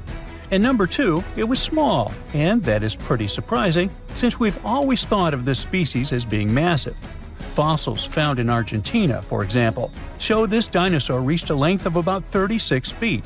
But the one in Australia was much smaller, measuring only around 6 to 10 feet long. And that's still plenty big. Basically, what we're saying is that the way predators were ranked in these 2 parts of the world was completely different. In South America, Carcharodontosaurs grew to massive T-Rex-sized giants, towering over megaraptors and dominating the landscape. But in Australia, it was the complete opposite. There, huge, powerful megaraptorids roamed the land alongside smaller Carcharodontosaurs. So the predator dynamic was different. And all of this just shows how unique the ecosystem in Victoria was back then. Although isolated dinosaur bones have been found in Western and South Australia, most of the fossils come from the eastern part of the country, like Queensland. And there, researchers dug up something really, really rare – a well-preserved dinosaur skull. The study shows that this bone belonged to the fourth discovered specimen of Titanosaur. This group includes those massive long-necked dinosaurs. They look like the Brachiosaurus, but some of them were even bigger, reaching 120 feet long. The skull, discovered in 2018, belongs to this guy, whose pronunciation is above my pay grade, and the research points out that it roamed the Earth around 98 million years ago. Thanks to this find, scientists were able to recreate, for the very first time, what its face might have looked like. Probably after checking out the illustration, they thought, hey, it looks a lot like its cousin. They were talking about another species of Titanosaur, this other unpronounceable guy. And guess where they used to live? Yep, in Argentina. So, this research also supports the theory that dinosaurs crossed between South America and Australia during the mid-Cretaceous period. Now, this wasn't the only secret buried in Queensland, though. In 2024, researchers working there discovered the fossilized remains of a new species of pterosaur, about 100 million years old. These creatures were the first vertebrates that could actually fly, existing alongside dinosaurs. They were massive, powerful predators, with wingspans of up to 36 feet. But these remains belong to a new species within the pterosaur group, which they have named Hakuna Matata, or something similar. Compared to their cousins, they were on the smaller side, with a wingspan of about 15 feet. Still, that's bigger than a snowy albatross, the largest flying bird we have today. This species of pterosaurs were terrifying beasts, flying over the ocean to hunt for prey. Once they spotted their victim, they'd snap open their 60-centimeter jaws, filled with sharp spike-like teeth, and, well, I guess there was no escaping that. The last incredible discovery we're talking about today also comes from Queensland. For over 20 years, students walked past a plain-looking rock at Biloela State High School completely unaware that it held 66 dinosaur footprints, and they date back about 200 million years. These prints were made by a group of these Latin-named guys. They were small dinosaurs with 3 toes on each foot, and it seems like they were all over Queensland around that early Jurassic period. The rock they found at the school worked like a snapshot, giving us a better idea of what these dinosaurs were like and how they behaved. After taking a closer look, researchers found that the footprints came from 47 individual dinosaurs. This group was probably walking along or maybe crossing a waterway when their footprints got marked in the white clay. And the study also discovered that they were likely moving at less than 4 miles per hour at the time. So we only discovered those marks in Australia. But fossils of the same species found in other countries showed that they had these long legs, a big chunky body, short arms, and this tiny head with a beak. But honestly, they don't sound as scary when you realize they only ate plants. Whew. Dinosaurs, big ancient bugs, creepy spiders, and scary insects are all cute animals compared to the monsters that lived on Earth about 500 million years ago. For example, here's a creature that swam in the water like a stingray and had 3 eyes. Its mouth was like a pencil sharpener. 2 long claws with forked tips like pincers protruded from its head, and its gills were somewhere in the back. This is not a thing from a sci-fi movie. This is Mosura. Its remains are preserved in excellent condition. Let's look at it more closely and study other similar monsters. The Cambrian Explosion. Remember this name. This period is also called the Biological Big Bang, the time when a huge number of different living creatures began to appear in the ocean, large, small, and tiny. The ancestors of almost all modern animal groups were most likely born during the Cambrian Explosion, which lasted from 541 to 485 million years ago. It was a time when the first truly effective and terrifying predators appeared on Earth. One of them was Mosura. It's only the size of an index finger, but you would never want to meet such a creature while swimming in the sea. It's scary to imagine what it could do with its pencil sharpener-shaped mouth. And you probably wouldn't be able to hide from it because, come on, it had 2 eyes on the sides and 1 big eye on its forehead. Mosura belonged to a group of arthropods. Scientists called it a sea moth since it reminded them of a moth. This thing used a flap-like apparatus similar to wings to float in the water like a stingray. This monster was quite creepy, but its appearance may seem familiar because it's a distant relative of modern spiders, crabs, centipedes, and moths. Scientists found several 506-million-year-old Mosura fossils, but unlike many other similar finds, these ones have been preserved in excellent condition. The found fossils showed sharp claws, a toothy jaw, and large gills in the tail section. Some parts of the fossil were so clear that they revealed the details of the creature's internal anatomy, including parts of its nervous and circulatory systems and digestive tract. It had jointed limbs like those of modern insects and crustaceans. When this monster swam in the sea, it probably grabbed its prey with long spiked claws sticking out of its head. Many Mosura relatives have claws covered with multiple spikes, which help them grab food. But that ancient creature had smooth claws forked at the tips. That is, it grabbed the prey with those tongs, using them like chopsticks, and then brought it to its mouth.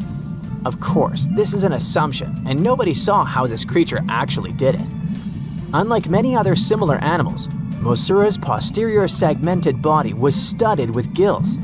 Scientists don't know why this was necessary, but they assume that such an unusual breathing system helped to adapt to an environment with low oxygen content. Perhaps Mosura led a very active reproductive lifestyle that required high oxygen consumption. Creepy, dangerous, and reproducing fast. An excellent set of qualities for one of the most dangerous predators of antiquity. But what did Mosura eat? It probably caught different types of worms and small arthropods. It's nice to think that this monster lived so long ago and was so small. But what if this creature was the size of a shark and was swimming in the ocean these days? Perhaps it would become a dominant dweller and people would swim much less along the coast. Mosura lived in the water but was discovered in the Burgess Shale Rock Formation in the Canadian Rockies. Many mountains on Earth were once the seabed inhabited by strange creatures. One of them was Opabinia. It had 5 eyes, a mouth facing backward, a long trunk and claws instead of a nose. Wait, what? It's too strange even for science fiction, even for outer space. In its eccentricity, Opabinia was perhaps the loneliest creature on Earth. Scientists couldn't find another species that would be similar to this individual until recently. Meet Eutorora. It seems to belong to the same species as Opabinia. Its inch-long body was divided into 14 to 15 furrows. Each of them ended in a pointed flap. Opabinia had the same body, but it's unlikely that both monsters were friends. The difference between their timelines was several million years. It's hard to imagine why these monsters needed such strange body structures. Why haven't modern filmmakers used the design of those animals to create cool space monsters yet? Okay, they were creepy creatures, but what about weird and kinda useless ones? Scientists have discovered Su, a legless creature with no head turned inside out. Huh? This 444-million-year-old creature was found in South Africa, north of Cape Town. They called it Su after the discoverer's mother. In fact, it's some kind of new arthropod species that may have lived in low-oxygen waters. This creature was turned inside out, and the outer shell with the legs and head was lost. Thanks to mineralization, muscles, tendons, and even Su's intestines were preserved on the fossil. It's a great success to find such detailed remains of an ancient creature. However, scientists still can't determine the evolutionary history of this species. They're sure that it was a primitive marine arthropod. Okay, we can see that 500 million years ago, Earth was filled with creepy monsters, which fortunately are now extinct. But what about trees? Were they the same as we see now? Or was there something else? Something creepy? Oh yeah. Scientists have discovered a new kind of living organism similar to a tree or a mushroom. It was gigantic and had a very minimalistic design. Meet the Prototaxites. It's basically just a big stick with a round end poking out of the ground. It was smooth, didn't have the usual tree bark, and looked more like a mushroom without a cap. But scientists have recently found out that it wasn't a mushroom at all. Prototaxites probably belonged to a previously unknown branch of life. Prototaxites is considered to be the first giant organism in the history of the planet that lived on land. It existed about 420 to 375 million years ago during the Devonian period. It was the time when plants began to spread across dry land, forming large forests. Over time, they began to grow leaves and form roots in the ground. Then, the first seed plants appeared. The real colonization of land began. The first arthropods, such as centipedes, arachnids, and other unpleasant creatures, began to walk among those forests. Meanwhile, the water was filled with a huge biodiversity. There was a giant supercontinent on the planet, and smaller parts began to break off it. During this period, Prototaxites towered over the land. Some of these things reached 26 feet high and 3 feet wide. It's like a 3-story house and as thick as a palm tree. But what was it? A plant? A mushroom? Algae, perhaps? Scientists discovered them in the middle of the 19th century, but only in 2007 did they conduct chemical analysis. Research showed that it was most likely a giant mushroom, but in 2025, scientists refuted this conclusion. It turns out this may have been an unknown life form that existed separately from the kingdom of fungi, animals, plants, and protists. Scientists noticed that the inner part of Prototaxites consisted of a number of tubes. There are similar tubes inside mushrooms, but the tubes of that ancient living thing branched and joined differently. They even had a different chemical composition. The main building block of mushrooms is chitin. But the Prototaxites contained chemicals similar to lignin, a substance found in the bark of trees and other plants. And its anatomy differs from the structure of any other organism known to us. What were they doing on Earth? Just chilled and enjoyed the bloom of life? Did they produce some kind of fruit, like a banana with eyes and claws? Scientists don't know. What if it was something that was brought to Earth from outer space? What if they were flowers planted by another civilization? What do you think? In 2016, 2 researchers were trekking through the forests of Arunachal Pradesh, India, when they literally stumbled upon this camouflaged beauty hidden in the leaves. A local man pointed out the snake, and they quickly realized it wasn't just any average viper. With its unusual pointed snout, similar to a hump-nosed viper, and a stunning orange belly, this snake had them scratching their heads. Back at camp, they took a closer look and knew they'd found something special. DNA tests at the Indian Institute of Science confirmed it. They found a brand new species, now known scientifically as Trimeresurus arunachalensis. But the snake's unique features didn't stop there. The snake's paired reproductive organ was unlike any other viper, and its scale pattern was completely unique. While its closest relative has around 20 rows of scales around the middle of its body, this mysterious snake had only 17. The next species is a record breaker, and it's known as the largest gecko ever discovered, measuring around 2 feet long and being as thick as a man's wrist. The only known specimen of Delcourt's giant gecko is currently in France, but its exact origins are still a little bit of a puzzle. At first, people thought it might be from New Zealand because some local legends spoke of a giant, mysterious lizard that lived in forests.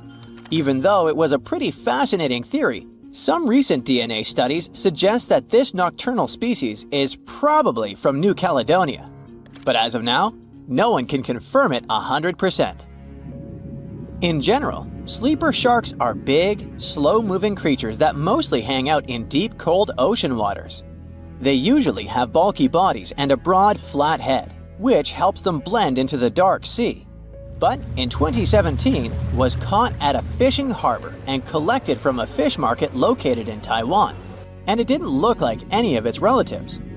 First off, this 4.4-foot shark had smaller eyes and a tiny second dorsal fin compared to its cousins. It also had more rows of teeth in its upper jaw and fewer in the lower jaw. But the biggest surprise was that it was a pregnant female carrying 33 embryos. This means there are probably more of these sharks hiding out there in the deep ocean. We just haven't found them yet. Meet the pocket shark. It is tiny, just about 5.5 inches long, while most deepwater sharks are around 6.5 feet. But don't let its small size make you underestimate it, because this creature is definitely one of the ocean's coolest secrets. Discovered in 1979 in the deep waters of Chile, this tiny shark is like a real-life spy gadget with its mysterious pockets near its front fins. These pockets are large, measuring about 4% of its body length, and are believed to either glow or secrete pheromones. So, this shark might actually light up to either confuse predators or attract prey in the dark depths. And when I say deep, I mean really deep. It is believed that this creature hangs out over 9,000 feet down, which is roughly the height of 7 Empire State Buildings stacked on top of each other, but inside the ocean. Besides its initial discovery in Chile, it was spotted again in 2010 in the Gulf of Mexico, but it hasn't shown up since. The pocket shark is not the only glowing animal we're talking about today. This inch-long cockroach, scientifically known as Luchihormetica lucae, was actually first collected back in 1939, but only got its moment in the spotlight decades later in 2012. What makes this little buddy so interesting is that it uses bioluminescence, meaning it has spots that light up in the dark. Unlike fireflies that mostly use their glow to find a mate, this cockroach uses its light to mimic a toxic click beetle and scare off predators. Unfortunately, the region in Ecuador where it was found was hit hard by a volcanic eruption, raising fears that this glowing marvel might be a one-of-a-kind discovery. Continuing with tiny creatures, meet Hippocampus minotaur, also known as the bull-neck seahorse. This little seahorse stands out with its wide neck, large head, and small body, which is why it's got the Minotaur nickname. The only known specimens were collected off the coast of Eden, Australia, and no one has ever seen it alive in its natural habitat. So that's why we don't know much about its day-to-day life. Some studies suggest it lives deep underwater, around 325 feet down, which is roughly the equivalent to the height of a 30-story building. It's believed this mysterious seahorse likes to wrap its prehensile tail around corals and might even hide in sand beds.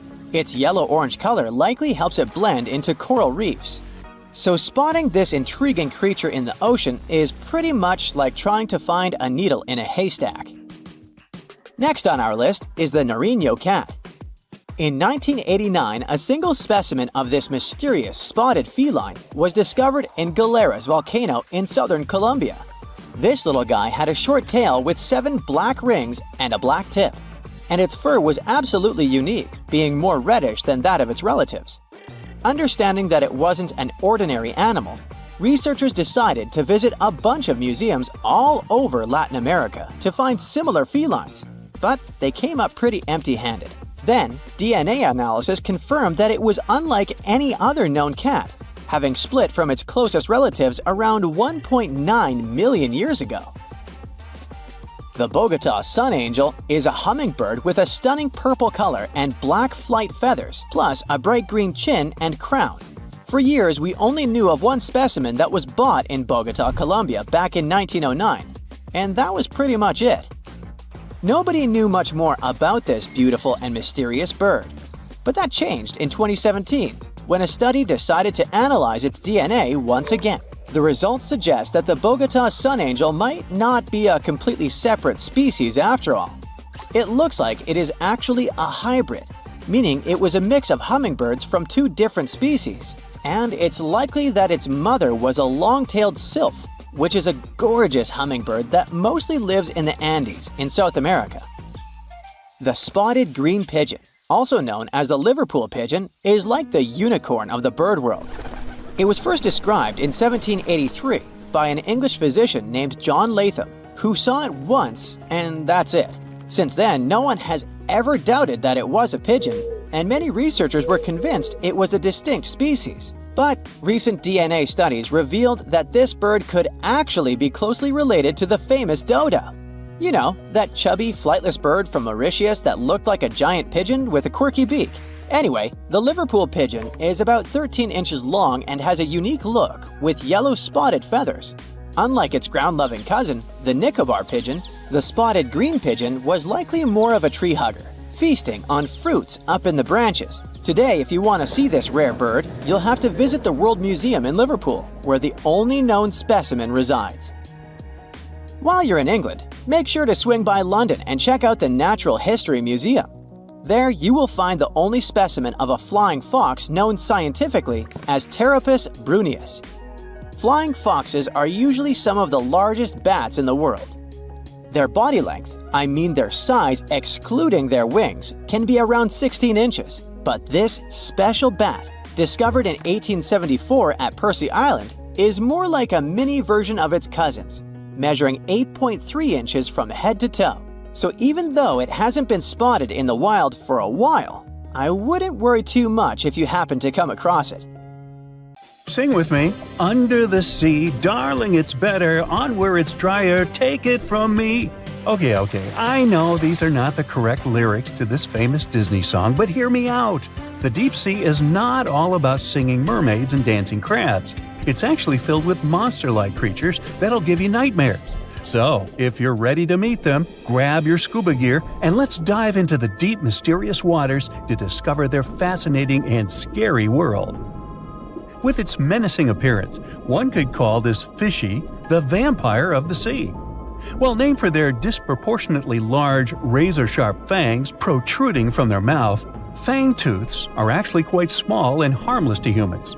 These choppers are actually more for catching prey than causing trouble, so there's no need to panic if you see one. And you'll be even more relieved to know that it's kind of unlikely for you to come across a fangtooth, since they are among the deepest living fish. A regular day in the life of a fangtooth looks like this. By day, they prefer to remain in the gloomy depths. Me too, fishies, me too. It's only towards the evening that they migrate toward the surface to have a feast under starlight. Ah, how romantic. And by daybreak, they return to the deep. What a chill schedule, am I right? So, as you can tell from their daily routine, fangtooths are among the more active deep-sea fishes. And by that I mean they seek out their food rather than just sitting and waiting. And thanks to their oversized teeth and mouth, hey, I can relate, they're able to attack prey that are even larger than themselves, which is very important in the very large, food-poor deep sea. Fitting to their environment, common fangtooths are dark-colored, either solid brown or black. And unlike most deep-sea fishes, they do not have light-producing organs or cells to communicate with each other or to attract their prey. Instead, they rely heavily on their sense of smell, in addition to making use of even the slightest bit of sunlight that makes it down to the depths. This light doesn't help them to see in any way, but it may be enough for potential prey to cast a shadow as they pass overhead, which lets fangtooths know they're around. Now here's one hilarious fun fact before we move on to the next creature. Fangtooths can never close their mouths because of their huge mouths and long teeth. But you know what? I would bet maybe $500 that my orthodontist would claim he could fix that too. Our next horrific deep-sea animal is as real as a kraken can get. Giant squid, which actually did inspire the legends of the kraken, live up to their name. The largest one ever recorded by scientists was almost 59 feet long. It also probably weighed nearly a ton. You would think such a massive animal wouldn't be hard to miss, but since giant squid live deep underwater, they are difficult to come by. Giant squid, along with their cousin, the colossal squid, yep, they are different, have the largest eyes in the animal kingdom. They're somewhere around 10 inches in diameter. In other words, they are around the size of dinner plates. Peekaboo!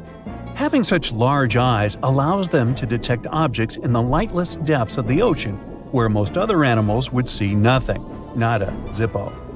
Giant squids have 8 arms and 2 long feeding tentacles that help them seize their prey. These tentacles are tipped with hundreds of powerful sharp teeth and are often double the length of their body. This helps them to snatch prey up to 33 feet away. Hey there, come a little closer. Most of what we know about giant squids come from those that floated to the surface and were found by fishermen. After years of research, it was only in 2012 that a group of scientists were able to successfully film a giant squid in its natural habitat for the first time. Yet again, the giant squid continues to remain largely a mystery due to their inhospitable deep-sea habitat. And maybe they're shy. Speaking of squids, this species is basically the space creature of the ocean. So, it's only been about 20 years since the big fin squid family was officially described by scientists.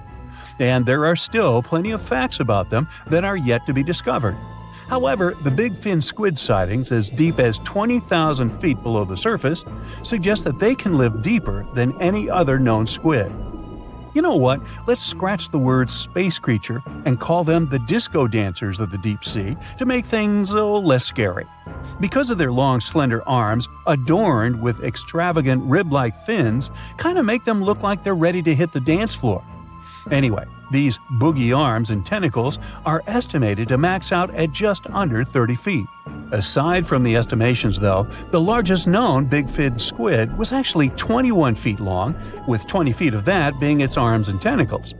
How exactly a big fin squid uses them is still unknown, but scientists think they like to use them to trap prey that bump into them as they hang down in the water below their body or drag along the seafloor. There are only around a dozen confirmed big fin squid sightings worldwide, so you can just relax, because the chances of you getting hugged by a big fin squid are close to impossible. But I can't guarantee anything regarding your nightmares. Now, these are not one of your regular Jaws sharks. Let's start with the most strange fact about a frilled shark. It's considered a living fossil because of its primitive anatomic traits. That actually makes more sense once you learn that this species has been around for 80-some million years. So I have both good news and bad news. Frilled sharks live in the open ocean and spend much of their time in deep, dark waters far below the surface. However, they do feed at the surface of the ocean at night. When hunting food, they move like an eel, bending and lunging to capture their prey. And they can actually swallow it as whole, even if it is larger than their own size. This is all thanks to their long and flexible jaws, which are equipped with 300 recurved needle-like teeth. Okay, I am somewhat freaked out now. Unlike the rest of the deep-sea creatures I've talked about, frilled sharks might sometimes accidentally get caught in nets. So if fishing is your thing, beware. This telescope won't help you see the stars and the planets. With its protruding eyes and elongated body, this little swimmer looks like it's wearing a pair of underwater binoculars, hence the name the telescope fish. Found in cold, deep tropical to subtropical waters worldwide, they're known to be the species that undergoes one of the most drastic transformations in fishes. When the first larva was described in 1954, it was believed to be a new species rather than the larva of a telescope fish that were known to science since 1901. Despite the fact that they are only around 6 to 8 inches long, they're able to latch onto snacks that are bigger than their own size. That is thanks to their massive and highly stretching jaws, making up most of the size of their head. These large prey are then folded in half to fit in their expandable stomach. In 1925, scientists found a 5.5-inch long fish inside the stomach of a 3-inch long telescope fish, which they described as neatly folded. Despite all this, their cylindrical tube-shaped eyes are still the most fascinating and bizarre features of telescope fishes. Their specific shape increases light collection to help them detect their prey's weak bioluminescence even from a distance. But although their eyes are good for seeing things in the twilight, they're especially great at seeing silhouettes from below. That's why they orient themselves vertically in the water. Now, I have to admit, they look kind of cute if you ask me. Sort of like uglier versions of Minions. Yeah, right? Australia used to have its own giants. Those were huge animals that could have dwarfed anything living on this continent these days. Scientists found the remains of many of those ancient creatures in the Narracuta Caves in South Australia, 4 hours away from Adelaide. It's a lovely region, but it can be treacherous. Watch out for holes the ground is pocked with. Known as pitfall traps, many of them are no wider than a coffee table. They're deep and plunge into the darkest of caverns. One of such caverns is called Victoria Fossil Cave, and it's a treasury that's been hiding the bones of around 45,000 animals for centuries. Some of the oldest bones belong to creatures far more terrifying than any animal you can encounter today. Those were the ancient Australian megafauna, huge beasts that roamed the continent during the Pleistocene epoch. During those, there were giant snakes, huge flightless birds, wombat-like creatures the size of a rhinoceros, and many others. One of the largest examples of the Australian megafauna scientists have discovered so far is the Diprotodon. That giant herbivorous creature was 10 feet long and 6.5 feet tall, and weighed more than 6,000 pounds, about as much as a small Asian elephant. Even though this terrifying beast didn't eat meat, it could have smashed other animals with its sheer weight. Scientists have found the remains of hundreds of such creatures all over Australia, so it's safe to say that no other animal from that time or in that location was larger than this giant. Despite its creepy appearance, the Diprotodon was a relative to the modern-day wombat, and those are known to sometimes pounce humans. The Diprotodon had toes that pointed inward and were well suited for digging burrows. On the other hand, Diprotodon was a giant, and it was unlikely that it used to do so. It was likely a trait it had inherited from its smaller burrowing ancestors, or it could have used its claws to search for roots. This theory is supported by the fact that the animal's pouch was facing backward. It prevented any dirt from collecting inside while the creature was digging. Since this animal was so big, it didn't have to worry much about predators. Up until 60,000 years ago, when the first humans appeared on the continent, full-grown Diprotodons only had to look out for creatures like the quincana. Measuring in at a whopping 20 feet long, the quincana was a land crocodile. It lived in Australia from around 20 million to 40,000 years ago. It disappeared along with most other mega creatures of the last ice age. It's thought to be the result of the first humans coming to the continent. Even though the quincana was extremely fast and dangerous, it was possible that this creature got outcompeted by human hunters who took all available prey. Unlike modern crocodiles that are mainly aquatic, that mighty beast was a land dweller. Scientists figured it out by studying the quincana's legs. They were able to support and carry the body clear off the ground. It means there was no escape for ancient people once the quincana spotted them. Modern crocodiles can only push themselves along on their bellies. Such an adaptation allowed the quincana to chase its prey for long periods of time, exhausting it in the process. Another creepy feature of this ancient monster was its teeth. Aquatic crocs have conical teeth.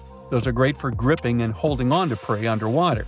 But quincana had knife-like teeth, ideal for slicing soft-bodied animals like, mammals. Another Australian monster, Thylacoleo, wasn't all that large, but it didn't make it any less terrifying. It was still among the top predators and the biggest carnivorous animals in Australia. This creature was a true oddity of nature, even by prehistoric standards. First, its teeth resembled not those of a regular predator, but those of a rodent. Its front incisors were enlarged, taking the place of canines. Premolars were also shaped like blades. They were used for cutting flesh and bone. At first, scientists thought that Thylacoleo used those teeth to eat nuts and fruits. But later, a study showed that the use of such teeth was better suited on necks and spines. The jaws of this ancient creature were immensely powerful. A 220-pound Thylacoleo had a bite force similar to that of a present-day 550-pound lion. It means that the animal could easily bring down prey much larger than itself. Then there was Thylacoleo's tail. It had strong muscles which provided the animal with the ability to use the tail as support when tackling large prey. The Thylacoleo had retractable claws, and this feature is very uncommon among marsupials. It allowed the animal to keep its razor-sharp hooks from getting blunt and could help it get a better grip on its prey. Scientists are quite sure that, like today's leopards, the Thylacoleo could climb trees and jump on other animals from above. It was done so fast and stealthily, they never knew what hit them. The creature's rear feet support this theory. The first toe there was reduced, but the foot had a rough pad like what modern-day possums have. It allowed them to have a better grip while climbing. Right after scientists found the first skull of the Meliolania, this animal was classified as a lizard. That's why its name translates to small groomer. But after they discovered more complete fossils, it turned out that the Meliolania was a giant turtle. But that's not all. It was one of the largest land turtles to ever have existed. The main reason researchers initially believed the creature to be a lizard was the fact that its skull was adorned with a series of spikes. It's something the modern-day horned lizard can boast. But even after discovering the true nature of the Meliolania, scientists still don't know how to properly catalog it. It might have been a creature that folded its neck under its spine, or it could have folded it to the side. Beside those defensive mechanisms on its head, the Meliolania was also equipped with a spiked tail, which was probably used to prevent predators from attacking the animal from behind. Most species of the Meliolania disappeared around 2,000 to 3,000 years ago because of humans who hunted them to extinction in both Australia and on the surrounding islands. It took around 2 centuries for these turtles to go extinct in that region of the globe. The Megalania was a giant Australian lizard that existed at the end of the Pleistocene epoch. It looked like a Komodo dragon and the Australian monitor lizard, which are both believed to be Megalania's closest living relatives. Fossils tell us that the ancient animal was anywhere from 15 to 26 feet in length. Ow! The youngest fossil remains of this ancient Australian monitor lizard date back to about 50,000 years ago. The first indigenous settlers must have encountered Megalania, which led to the lizard's extinction. Originally, scientists thought that the Megalania was the only member of the genus Megalania, but these days it belongs to the genus Varanus, which means that the prehistoric creature is closely related to other Australian monitor lizards. Our next giant creature on our list was once dubbed an ostrich on steroids. I mean, look at it. It was the last of the thunderbirds to go extinct in Australia. The Genyorus lived on the continent at the same time as early humans. They might have coexisted for 15,000 years or so before the huge bird eventually disappeared. This theory has some proof. The bird's fossils found along with human artifacts. Some cave paintings also depict flightless birds similar to the Genyorus in size and shape. Although it wasn't the largest bird in Australia, the goose-like creature was still as tall as a grown-up man and weighed around 550 pounds. Even a modern-day ostrich can be dangerous if it feels threatened. Imagine meeting its giant prehistoric relative. Scientists are still arguing about its diet. Many believe the creature was an herbivore, but there's still a chance that the Genyornis was a partial scavenger. Its small, stubby wings and powerful hoof-like legs hint that the bird could have been a plant eater. But its huge beak and exceptionally deep lower jaw evoke suspicion. Such features are highly unusual in birds. You're strapped in a boat cruising down the Amazon River with the sun scorching hot. As you check out your map, your boat starts rocking back and forth. The water is starting to get more intense, so you hang on for dear life. You tuck your map in your pocket and try to take control of your boat. You strike some jagged rocks and duck low to avoid tree branches. Your boat strikes a large rock out of nowhere and capsizes. You're swimming in the murky green water. While you're trying your best to get ashore, your boat gets washed away. Underneath the water lies a whole new world of bizarre and dangerous animals. Candiru fish are snake-like creatures that can grow up to 16 inches long. Arapimus can weigh more than an adult male and are taller than most basketball players. They're the biggest freshwater fish in South America. They have a hybrid gill system that forces them to pop up to the surface every 5 to 15 minutes to breathe in oxygen for their large swim bladder. You swim out of the raging water and dry yourself off. Oh no, your map is completely soaked. There's no way you can get to your destination without it. You venture into the thick rainforest, shoving the branches and leaves away. As you get deeper, you notice something on a tree. It's barely moving, but it's got sharp claws and a raggedy coat. It stretches its arm to another branch and tries to pull itself up, ever so slowly. Sloths sleep more than half their days and only head down from trees once a week. They're so motionless, they sometimes grow algae and moss on their fur. The rainforest gets denser with each step until there's barely any sunlight illuminating the path in front of you. You notice a figure following you.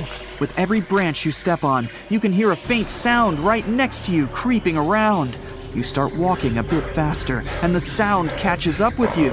You make it out of the dense part and tread along a narrow path until you reach a cliff. You can't walk normally here, so you pin against the wall and walk sideways to cross the hills. You slowly move across with the river 30 feet below you. You move your right foot, and some rocks fall into the river. You keep going and misstep. You're about to fall, but you hold on to a large tree branch and pull yourself up.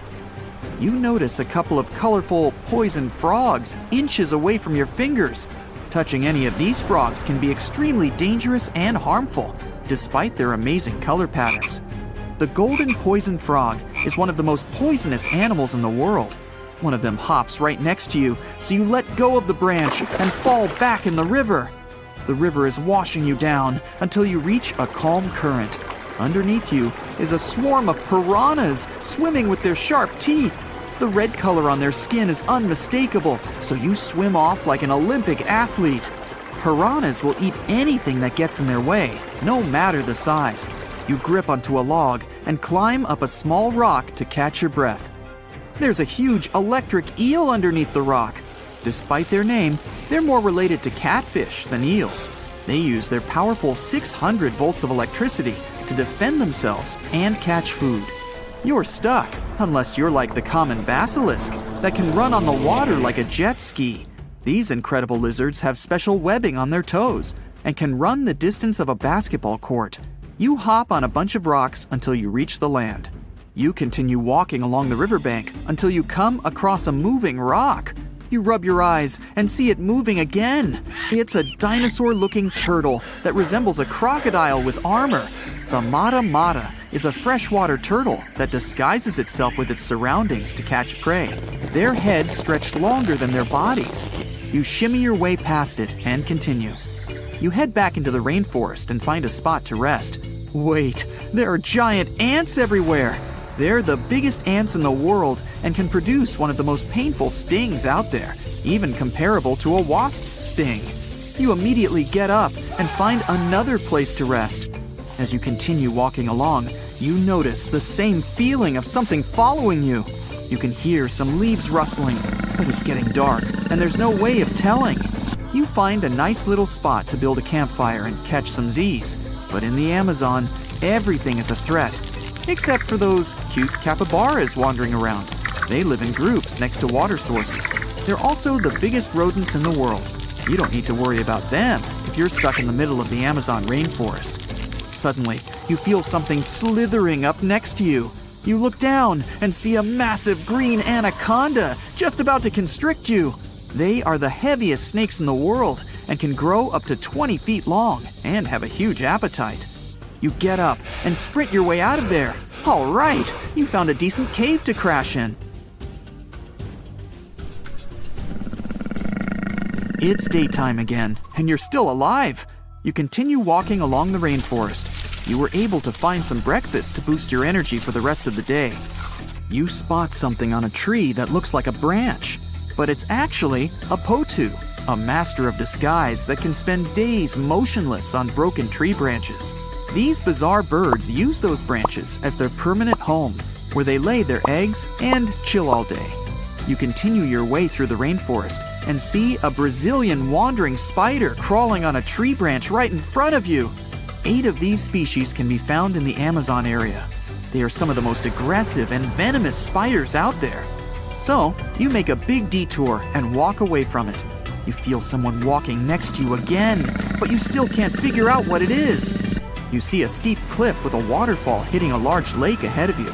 Looks peaceful, until you see a team of black caimans gathering around the shore. They're the biggest predators in the whole Amazon ecosystem and feed on anything that moves. It's a good thing you're on high ground, otherwise, whoa! You slip and fall down the river, right on the deep end. So far, no caimans spotted you. You swim underwater and try to get to the opposite end of where the reptiles are. As you climb out and dry yourself off, You notice some large black spots on you. You try pulling them off, but they've latched on pretty hard. The Amazon giant leech finds its target by tracking movement and shadow. Once they attach themselves to the skin, it's extremely difficult to extract them. The best way to do so is to slide your finger next to its mouth and pull it off slowly. Ugh. You manage to get them off your body and see that the caimans are swimming towards you. You're pinned to the wall with the lake of hungry reptiles approaching. Suddenly, a pink dolphin jumps out of the water and splashes all over them. They can grow larger than humans and are the celebrities of the Amazon. Scientists think they get their color from the blood capillaries on their skin. The Amazon even has bull sharks swimming around. These carnivorous giant fish are threatening to humans and can swim in both saltwater and freshwater. These sharks prey on anything within their reach, including other sharks. The dolphin distracted the caimans, so you climb up the cliff and try to find the best way to escape. Opened jaws waiting for you to fall into the pit are right below you. You're lucky enough to escape to the top, but as your arms pull you up, the first thing that you see is a jaguar looking straight at you. It's the creature that's been following you this whole time. You get up while it starts circling you, timing its strike. You know that you can't take on a jaguar, nor can you outrun it, so you grab a large tree branch from the ground to defend yourself. It jumps at you, but you duck down in time. The jaguar lands in the water far away from the caiman crocs. It's a good thing these large kitties are excellent swimmers. You pick yourself up and continue. And to your surprise, you find your boat again. You fix it up and sail your way out of the Amazon. Whew! For years, scientists have been struggling to explain bizarre sounds, some repeating, some heard only once, that come from the dark depths of the ocean. From bewildering hums to worrying bloops, the water transmits outlandish acoustic phenomena. One of these mysterious noises got named the upsweep. For the first time, this long train of sounds was registered in 1991 in the Pacific Ocean. One of the most unusual things about this signal is that it keeps changing, as if trying to confuse researchers even more. Like some unearthly howl, it varies from high to low frequencies and then back again, and you can hear it better in the spring and fall than in the winter and summer. Why the upsweep? It's simple. The sound travels from the bottom of the ocean towards its surface, as if sweeping up. Scientists do have a theory explaining this phenomenon: the activity of undersea volcanoes. Hot lava pouring into ice-cold ocean water could theoretically create such noises, but there's no proof found yet. Plus, the sound has been declining since 1991, even though it can still be detected. The bloop is the name given to an ultra-low frequency and incredibly powerful underwater sound that was recorded in 1997 by the U.S. National Oceanic and Atmospheric Administration. The bloop continued for approximately 1 minute. Having started from a low rumble, it gradually rose in frequency. It also kinda mimicked the noise created by marine animals, but its volume was so great that no living creature known to science could have made it. When the bloop occurred, underwater microphones managed to record it from a distance of 3,000 miles away. Rumor has it that the noise might have something to do with the fictional half-octopus monster Cthulhu, or some other colossal deep-water creature. But if you don't believe in monsters, science has another explanation: iceberg fracturing. The thing is that ice quakes recorded in the Scotia Sea resemble the mysterious bloop a bit too much for it to be a coincidence. The whistle resembles this annoying sound when a kettle of boiling water is telling you it's time to make a cup of tea. But even though it may not be as blood-curdling as some other bizarre ocean sounds, it doesn't make it any less mysterious. Plus, the whistle is very elusive. In 1997, only one underwater microphone was able to pick it up, and therefore, researchers didn't manage to pinpoint the source of the noise. The most likely cause of the sound is an eruption of one of the submarine volcanoes. Have you ever heard of Julia? No, not your neighbor. I'm talking about this otherworldly sound. Listen to it. It was recorded in 1999 by the U.S. National Oceanic and Atmospheric Administration. The source of the sound was most likely a large iceberg that ran aground somewhere in Antarctica.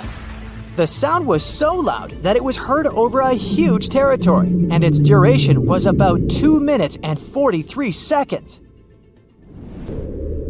Slow down.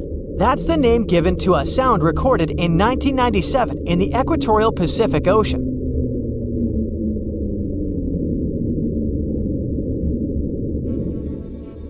The sound was called this way because it slowly decreased in frequency over 7 minutes or so. It's been picked out a few more times since it was recorded for the first time. The source of the sound isn't very mysterious. Most likely, it was produced by a massive iceberg that became grounded in Antarctica, or it was caused by moving ice. By that, I mean the friction produced by a large ice sheet moving over land. The loneliest whale sound is often called the 52 Hz whale because the animal that creates it calls at a unique for these creatures frequency. When you listen to this sound, it sounds like a low bass note. At the same time, it's much higher than the normal frequency of the whale call, which rings between 10 and 40 Hz. Interestingly, scientists have been listening to the world's loneliest whale for decades, but haven't managed to figure out its precise location. Nobody knows whether the mammal is male or female, what species it is, or if the animal is still alive. After all, for the last time, its call was recorded in 2004. Earth-shaking booming sounds have been reverberating off some parts of North Carolina for more than 150 years. Called Seneca guns, they're most often heard near the coast. The sounds are so powerful that they often rattle window panes and sometimes vibrate entire buildings. They can last from 1 to almost 10 seconds. Even though scientists haven't cracked this mystery yet, there are some theories. They range from earthquakes to severe distant storms and quarry blasts. But even though the ground trembles every time the phenomenon occurs, no seismic activity coincides with these events. So far, scientists have come to the conclusion that the mysterious sounds happen in the atmosphere, not on or under the surface of our planet. If this theory is true, bolides might be the answer. These extremely bright meteors often explode once they enter Earth's atmosphere. Or Seneca guns might be born in the ocean. Sometimes, when enormous waves collide far away from the shore, you can hear it, even if you're nowhere near the coast. Seneca guns are a type of skyquakes. You don't need to travel to a particular part of the world to hear one of those. Mysterious sonic booms ramble from the sky everywhere, from the US to India and Japan. Just like Seneca guns, this sound phenomenon occurs mostly near the coast or a big body of water. Rattling glassware and windows in the nearby houses, skyquakes could be connected with ultra-fast airplanes breaking the sound barrier. But people started hearing the first skyquakes in 1824. The theories trying to explain this phenomenon include sand dunes shifting, meteors entering the atmosphere, distant volcanoes erupting, Earth's crust cracking during earthquakes, and even gas bursting out of underground vents in the sea or lake bottom.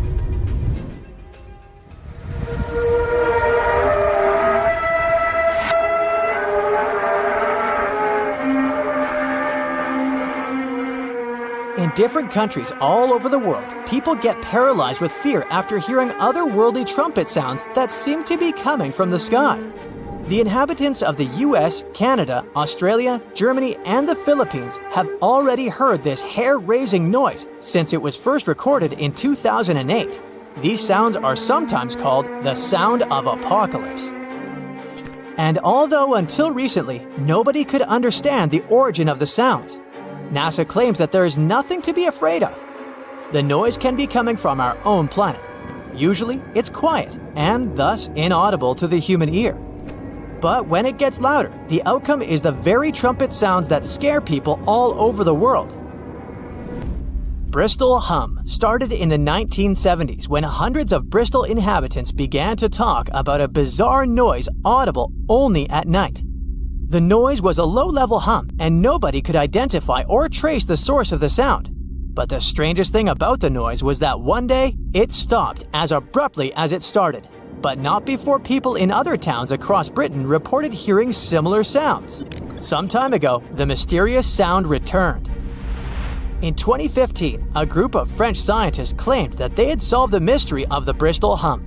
They stated that the culprit was ocean waves that made the ocean floor vibrate. But while it was all good and well, it didn't explain why the sound was around for only several years or why it chose to return.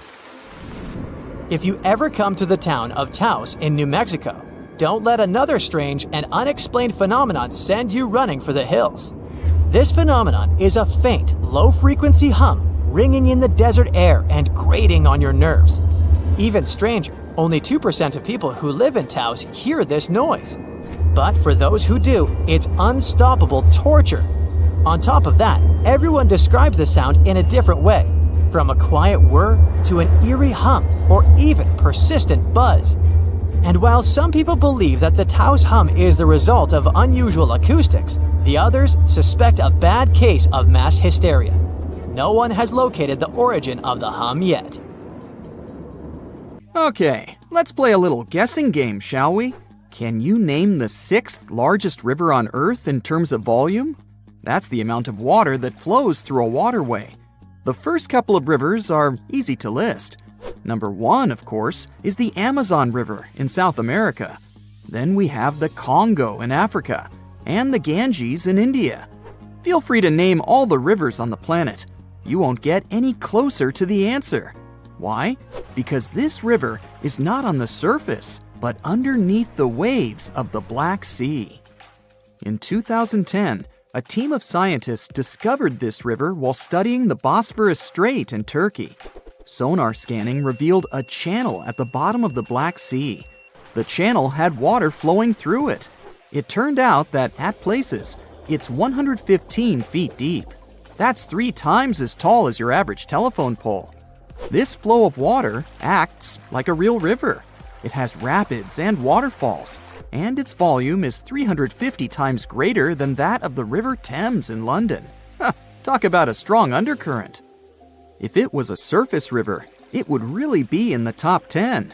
Bad news for the Madeira River in Bolivia and Brazil, the present number 6. But how did this underwater river form? The answer lies in the amazing features of the Black Sea. It gets its water from 2 main sources. The first are the rivers that flow into it, like the Danube, Dnieper, and Don. Lot of D's there. But more importantly, they are all freshwater waterways. On the other side, quite literally, there is the Mediterranean, and it's salty, like a lot. When this salt water gets inside the Black Sea, it goes straight to the bottom. You see, fresh water is lighter than salt water. This creates stratification. It's a fancy term that simply means that the 2 types of water don't mix together. Salt water has a higher density, so it drops right down to the bottom. If you want to see how that works, you can do an experiment at home. Pour mineral water into 1 cup and salt water into another. Table salt will do. Then put a grape in each cup. You'll see how it immediately sinks to the bottom of the cup filled with fresh water. The grape will stay afloat in the cup filled with salt water. The same thing is happening inside the Black Sea. But there is another side to this phenomenon. The upper layer of water is rich in oxygen. This means it can support life. The bottom layer, however, is anoxic. Yep, you guessed it. This means there is no oxygen at the bottom. But this isn't a bad thing. Because of this trait of the Black Sea, shipwrecks are able to survive for centuries. Oxygen decomposes wood. And from what material did the ancient people make their ships? That's correct, timber. Recently, in 2018, scientists discovered the oldest Greek shipwreck on Earth. The merchant ship lies more than a mile deep at the bottom of the sea. Experts estimate that the vessel is 2,400 years old. The wreck was valuable for historians to study all the elements of ancient ship construction. From the mast to the rowing benches, it's all intact. The wreck lies some 50 miles off the coast of Bulgaria, but no one has seen it in person. Explorers sent a deep-sea ROV, or remotely operated vehicle, to film the wreckage. It was impossible for a diver to go down. But the Black Sea doesn't look that huge on a map. Could it be that deep? Oh yes, it's way deeper than people think. You could stack 6 Empire State Buildings at the deepest point of the Black Sea, around 7,257 feet. This inland sea isn't the only place on Earth where researchers have discovered shipwrecks and underwater rivers. One of the largest channels running along the ocean floor lies off the coast of South America. It runs from the mouth of the mighty Amazon and into the Atlantic Ocean. Studying underwater rivers isn't an easy task. The depth and the strong currents make it impossible to send in divers. Even the equipment for underwater research has to be sturdy. Otherwise, the current will just wash it away. That's why the underwater river in the Black Sea was ideal for scientists to explore. Earth's oceans and seas are powerful. But, lucky for us, there are places where divers can admire underwater rivers. Ever heard of a cenote? Sounds Spanish. Well, that's because it is. Cenotes are underground caves. They form after the limestone above collapses, revealing the groundwater under them. The term cenote is associated with the Yucatan Peninsula in Mexico. Ancient Maya used them as water sources. In the Mayan language, the word cenote meant sacred well. Researchers estimate there are some 10,000 cenotes spread across the Yucatan Peninsula. You can also find them in other places, such as Cuba and Australia. Beauty is in the eye of the beholder, but unofficially, the most beautiful cenote is located just south of the town of Tulum in Mexico. The name reflects the cave's divine beauty, Cenote Angelita.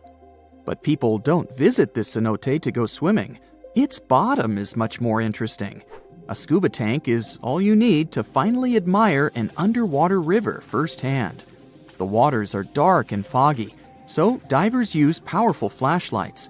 After a 100-foot dive, a marvelous sight appears: an underwater river with trees along its banks. Some of them even have green leaves, just like any other water flow on dry land. But it's not really a river. Here comes the fascinating part. Remember how saltwater and freshwater don't mix? Well, the river the divers see is actually a thick layer of fog between the two types of water. 3 feet of hydrogen sulfates to be exact. This is the compound that water processing plants use to remove chlorine from drinking water. The substance is so heavy that the fog it produces moves independently from the surrounding water, and it creates an illusion that a river is flowing underwater. But there are other real rivers that play tricks on you. Take, for example, the Mystery River in Indiana.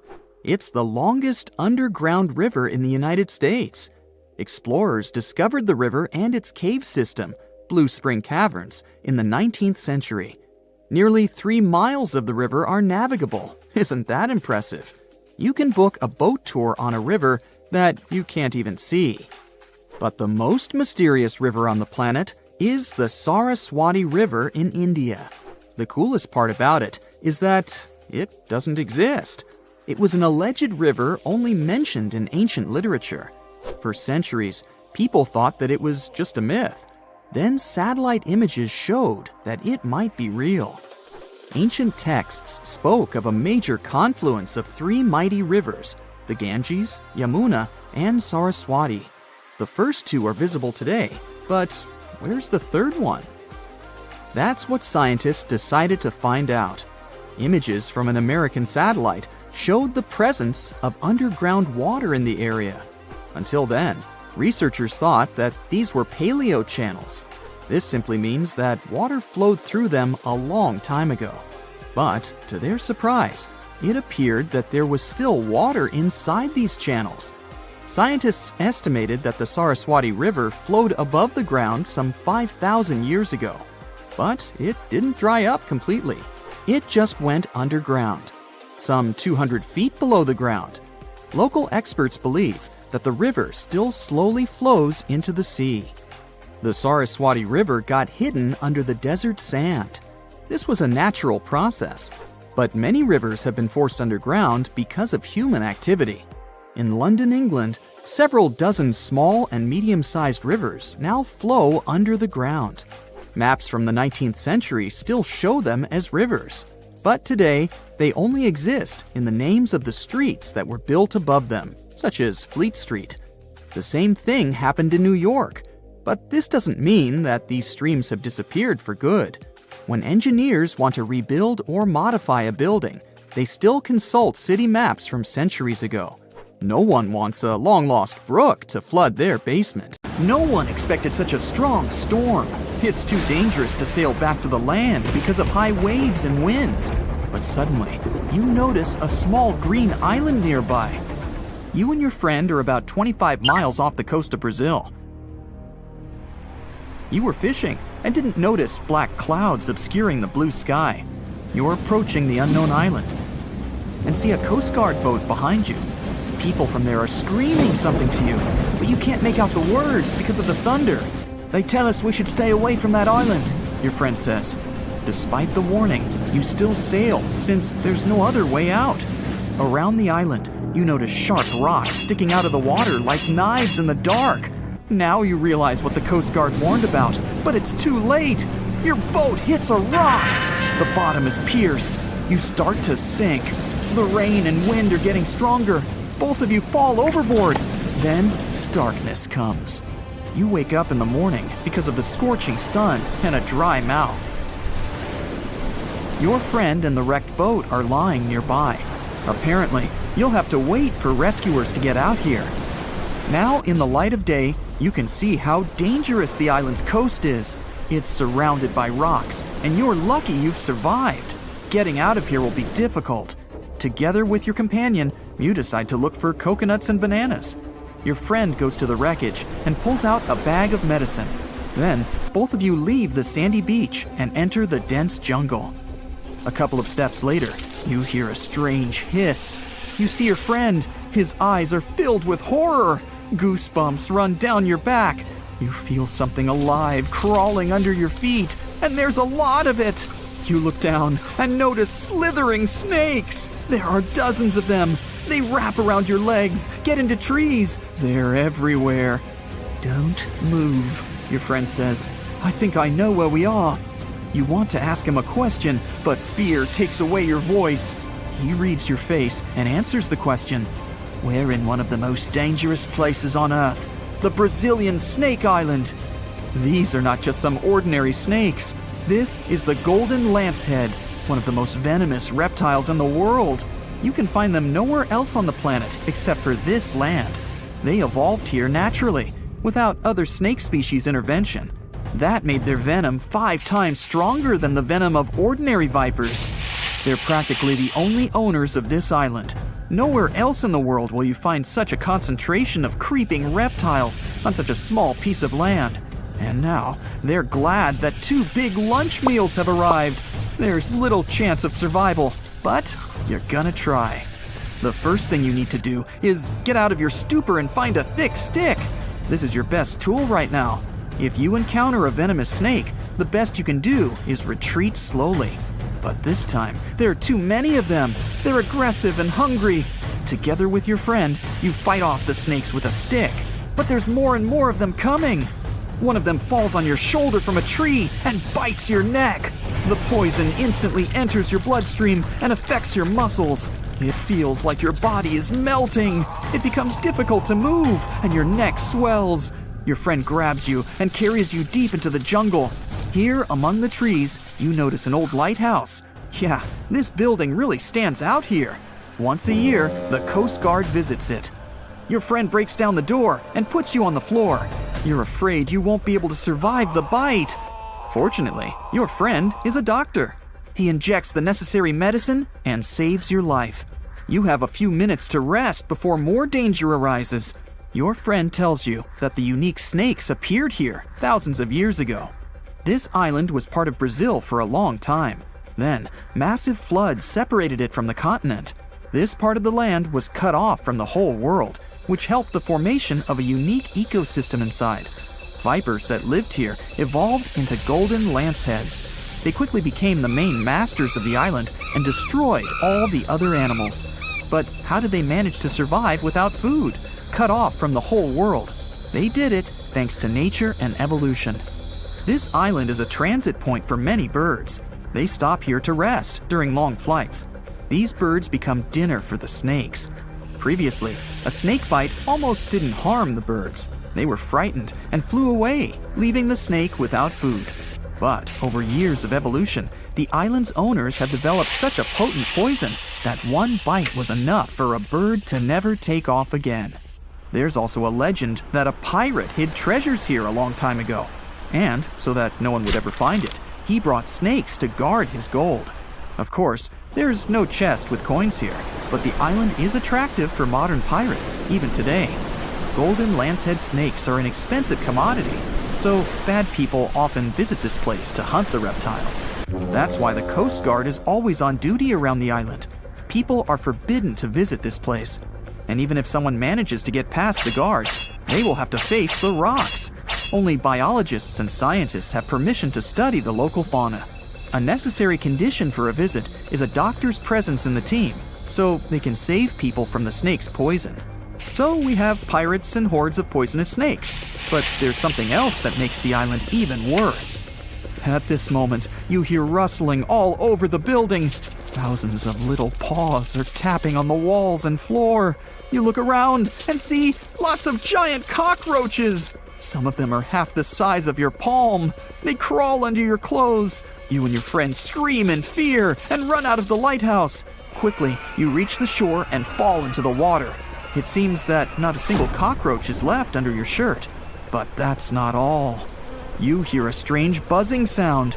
You look around and see a dark cloud of flying beetles forming in the sky. It's locusts! Thousands of flying insects are heading in your direction. To avoid a collision, you dive under the water and wait for the cloud to pass by.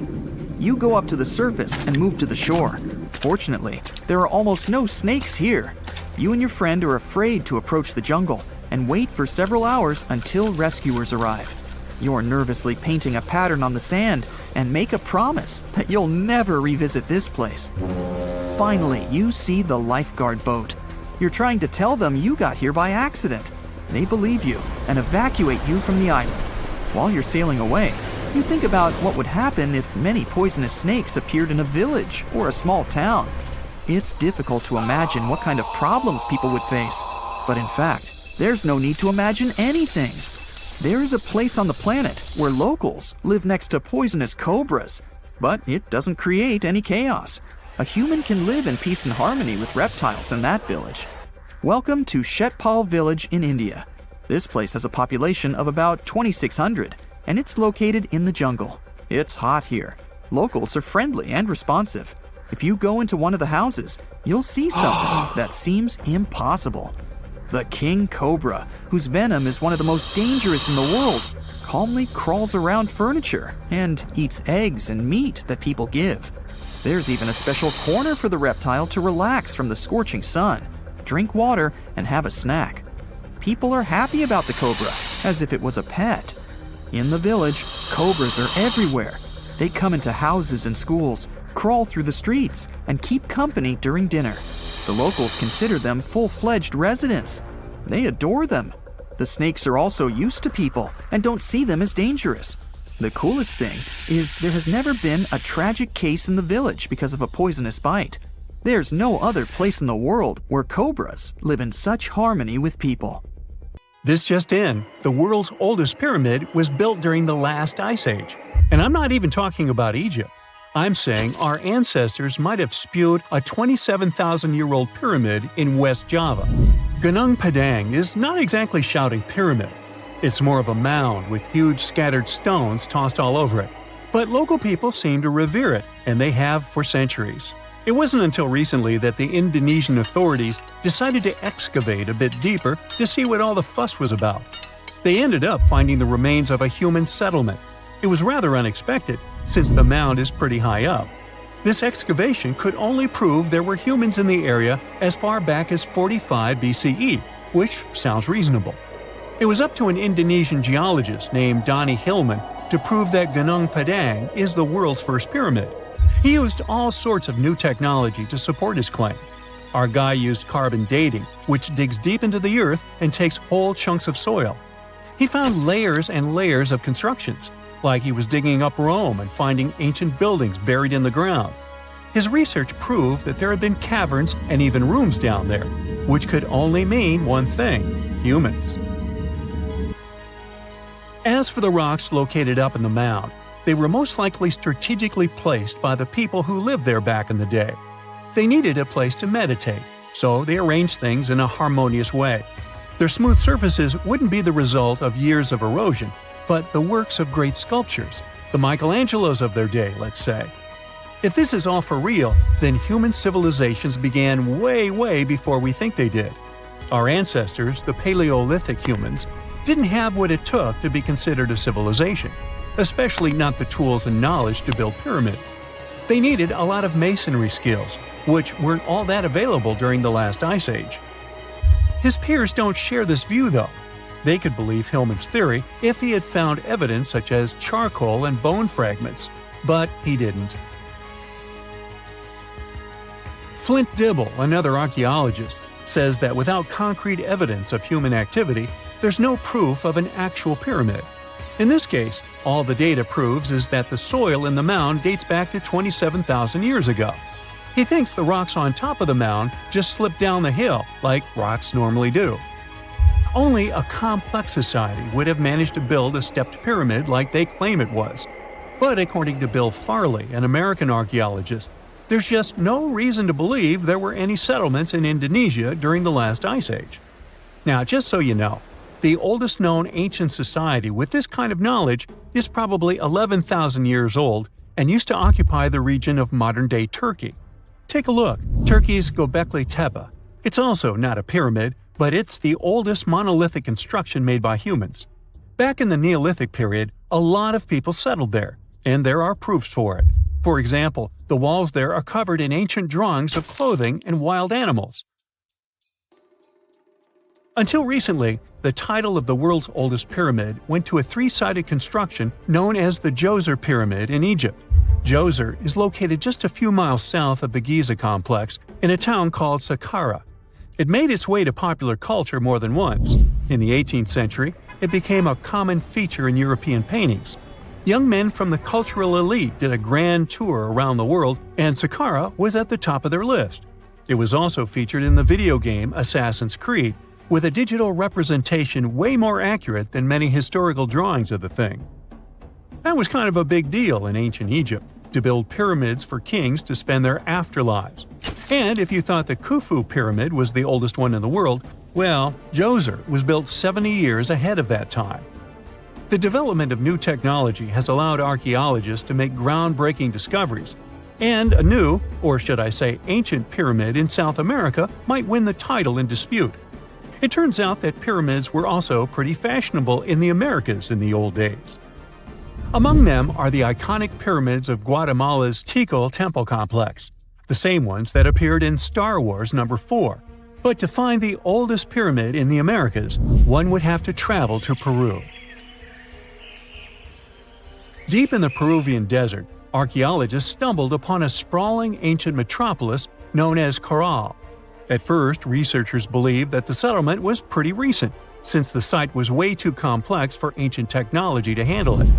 As we said, Caral is a desert town, like Las Vegas, but without all the hoopla. This means no easy access to water. And for cities like these to thrive, they need a considerable irrigation system, which leads us back to complex technologies. The Peruvians surprised us all with this new discovery. This site was huge, filled with an amphitheater, houses, and religious buildings. The whole thing probably sprawled through 370 acres.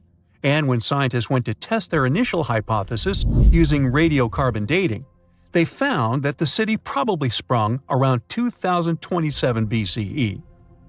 On the site, archaeologists found 6 pyramids that could possibly predate the one in Saqqara. As far as they know, both civilizations coexisted in the same time period, in opposite parts of the world. But since researchers can't pinpoint the exact age of Corral's pyramids, it's pretty hard to guess which civilization completed their pyramid first. If only we had a crystal ball. Now, it just so happens that the shape of a pyramid is something that nature is able to produce all on its own, leaving us modern-day humans a bit confused. A classic example is the Japanese side of Yaonagani, which also goes by the name of Japan's Atlantis. The entire monument is about the size of 5 football fields and the height of a 5-story building. Explorers and scientists believe that Yaonagani dates back to 10,000 years ago. For Japan's top marine geologist, Professor Masaki Kimura, Yaonagani is the heritage of a lost civilization. Kimura has dived into exploring the ruins over 100 times over the past 10 years. To him, there are clear signs of human activity down there. Check out this triangular-shaped pool on the monument's surface. Kimura thinks it's actual proof of humans, because this triangle-shaped concave is a historical symbol of water fountains in the region. As it happens with a lot of these cases, not all scientists are convinced the same. For many, Yaonagani is probably the result of thousands of years of erosion, and the fact that the monument is composed of one massive rock leads them to believe it is not really human-made. Sure, these huge basalt columns may look like the ruins of a palace, but they're most likely the result of the intense volcanic activity in the region. And speaking of natural formations that really look like a human made it, a pyramid on Mars has been a hot topic lately. Humans have been keenly trying to prove that there is life on Mars for quite some time.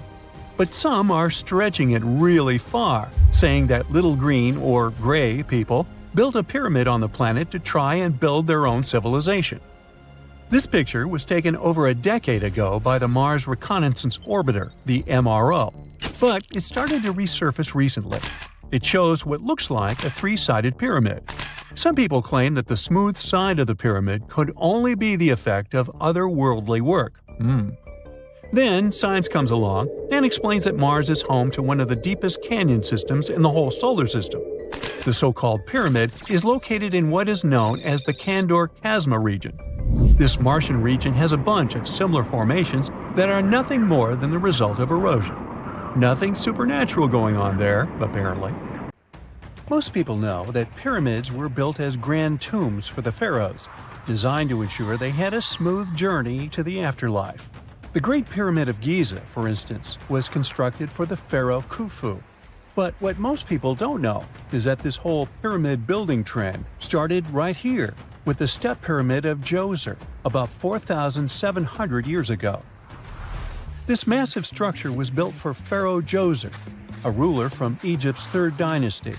It rises 7 layers high above the ground and stands about 200 feet tall. We think of it today as a phenomenal architectural project, but for ancient Egyptians, the step pyramid of Djoser turned out to be more like a massive experiment, a trial run, if you will, to perfect their building skills before they moved on to even more ambitious pyramids. Reaching new heights is super exciting, but the real mystery is what is going on below the ground.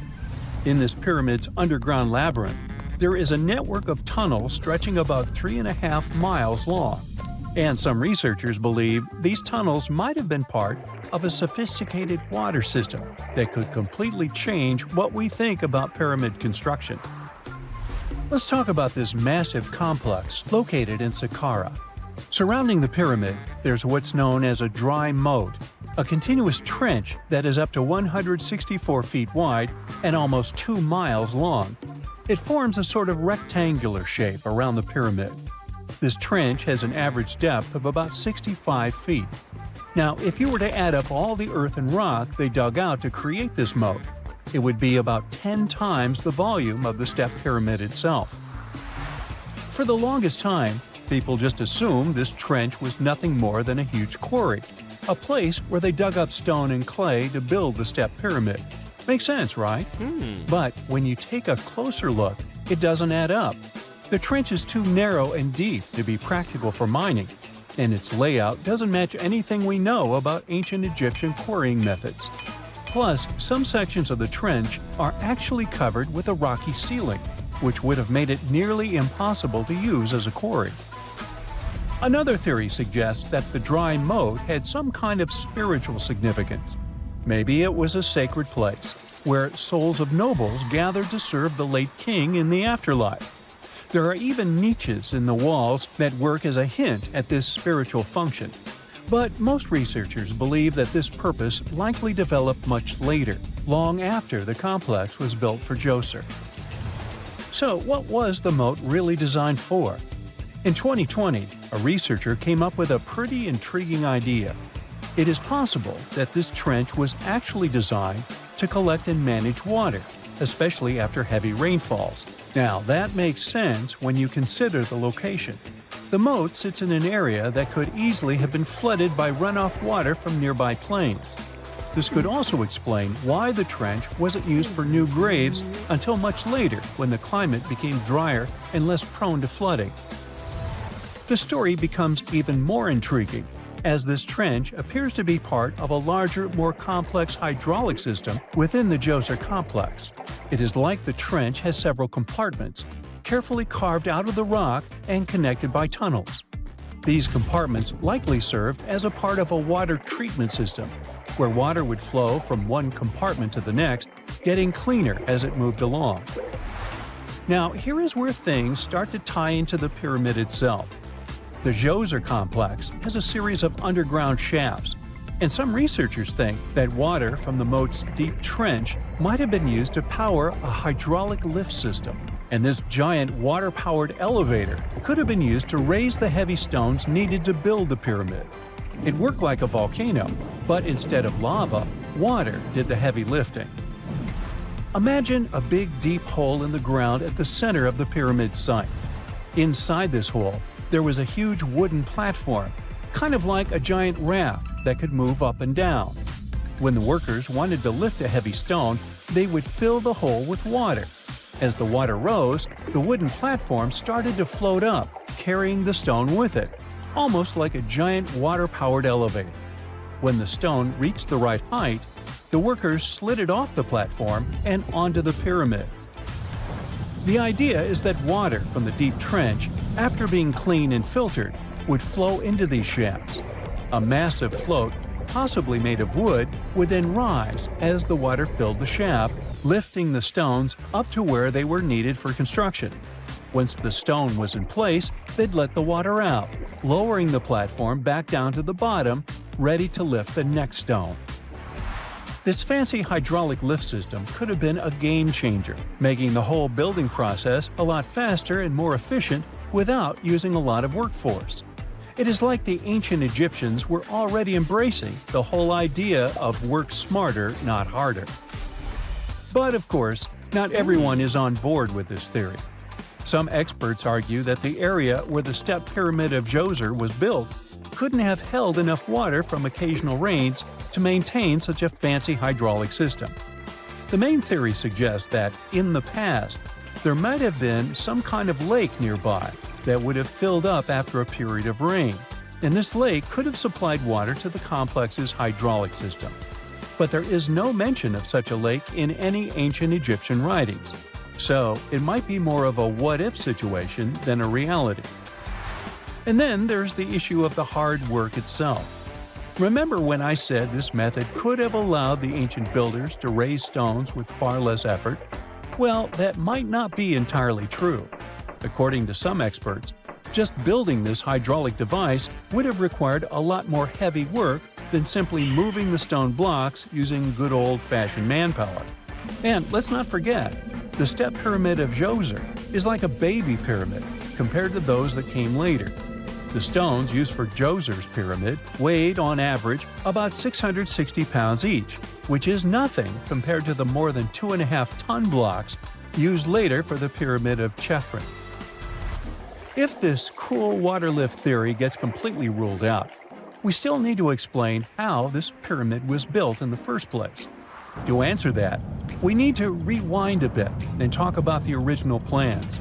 See, before Djoser's tomb became a pyramid, the idea was to construct a simple mastaba. This type of tomb was pretty common in earlier periods, a flat-roofed, rectangular structure with sloping sides. But after the original mastaba was finished, they decided to expand it a bit, by adding more layers on top. And then they added even more layers, until the construction reached 6 distinctive steps, each one smaller than the previous. And they probably did all this by raising those heavy stones using ramps, not a water-powered elevator. There is still so much we don't know about the step pyramid of Djoser. More research is definitely needed to fully understand how this system worked, or if it even existed at all. But the idea of using water to help build the pyramid adds a whole new layer to our understanding of ancient Egyptian engineering. It's a powerful reminder of just how clever and resourceful those builders were, using the natural landscape and the power of water to create one of the most iconic monuments in history.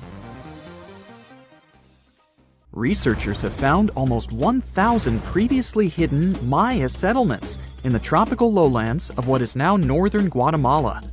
They did it with LIDAR, light detection and ranging lasers, which they used to scan areas from the air. The region we're talking about is pretty vast. All those structures and buildings they saw over there stretch across about 650 square miles. And these spots were supposedly occupied thousands of years ago.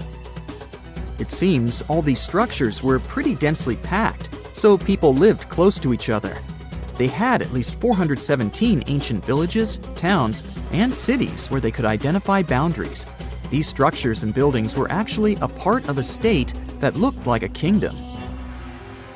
Some of these settlements were built as sports courts, civic, ceremonial, and religious centers, and residential homes. There were also massive palaces, platforms, dams, pyramids, and causeways across that area. People who lived there also had reservoirs where they collected water. So, they needed the power to organize thousands of specialists and workers. And they also needed many skilled people to build such structures without the technologies we have today.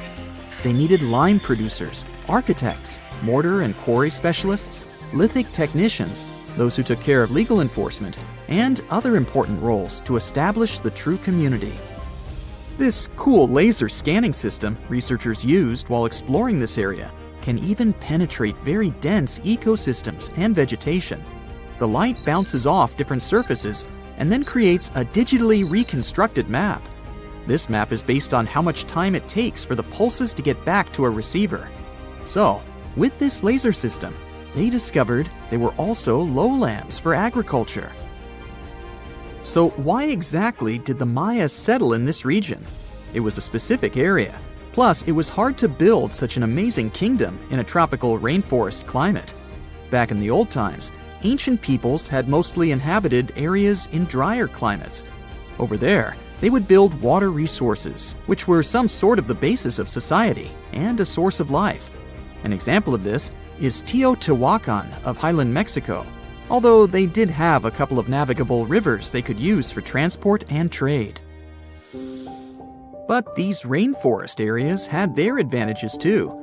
The Maya used natural resources like limestone, which was their primary building material, salt, and the volcanic rock obsidian, which they used for different tools. Also, they managed to find enough dry land to live and build homes there. The lowlands were seasonal swamps called bajos, and they were perfect for agriculture because of the fertile soil. Generally, the Maya built settlements that could endure rainy periods too. They were ready for different circumstances, including flood and drought, which is something you could see in how they built houses. Their architecture was also one piece of evidence that showed their community was like a centralized kingdom-like state, which shows they stuck together through tough times. The Mayan Empire was very powerful, and it reached its peak about the 6th century CE. They were excellent at pottery, agriculture, writing, mathematics, and calendars. They were the ones who created complex calendar systems, such as the calendar round, which is based on 365 days. Although some believed the Mayan calendar predicted December 21st, 2012 would be the end of the world, it was just a coincidence with the end of a certain full cycle. They would call it the long count calendar, and it lasts 5,125 years. The Mayan people left behind an impressive amount of astonishing architecture and symbolic artwork.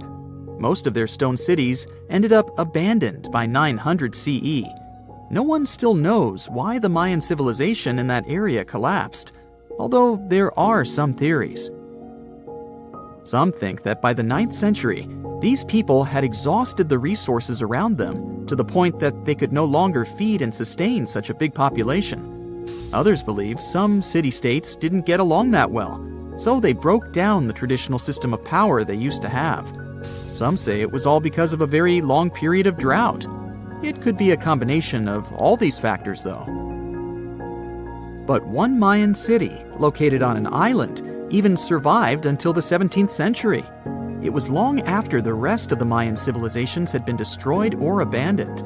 If you're a traveler, you might know the town by its modern name, Flores. Scientists believe about 2,000 people lived there. The earliest Maya people were farmers. They cultivated crops like beans, squash, corn, and cassava. As they had many interesting ingredients, they created hundreds of cool recipes. Many of those are still present even today. For example, in modern Mexican cooking. And especially popular are papayas, cacao, avocados, squash, pineapples, chili peppers, beans, and so on.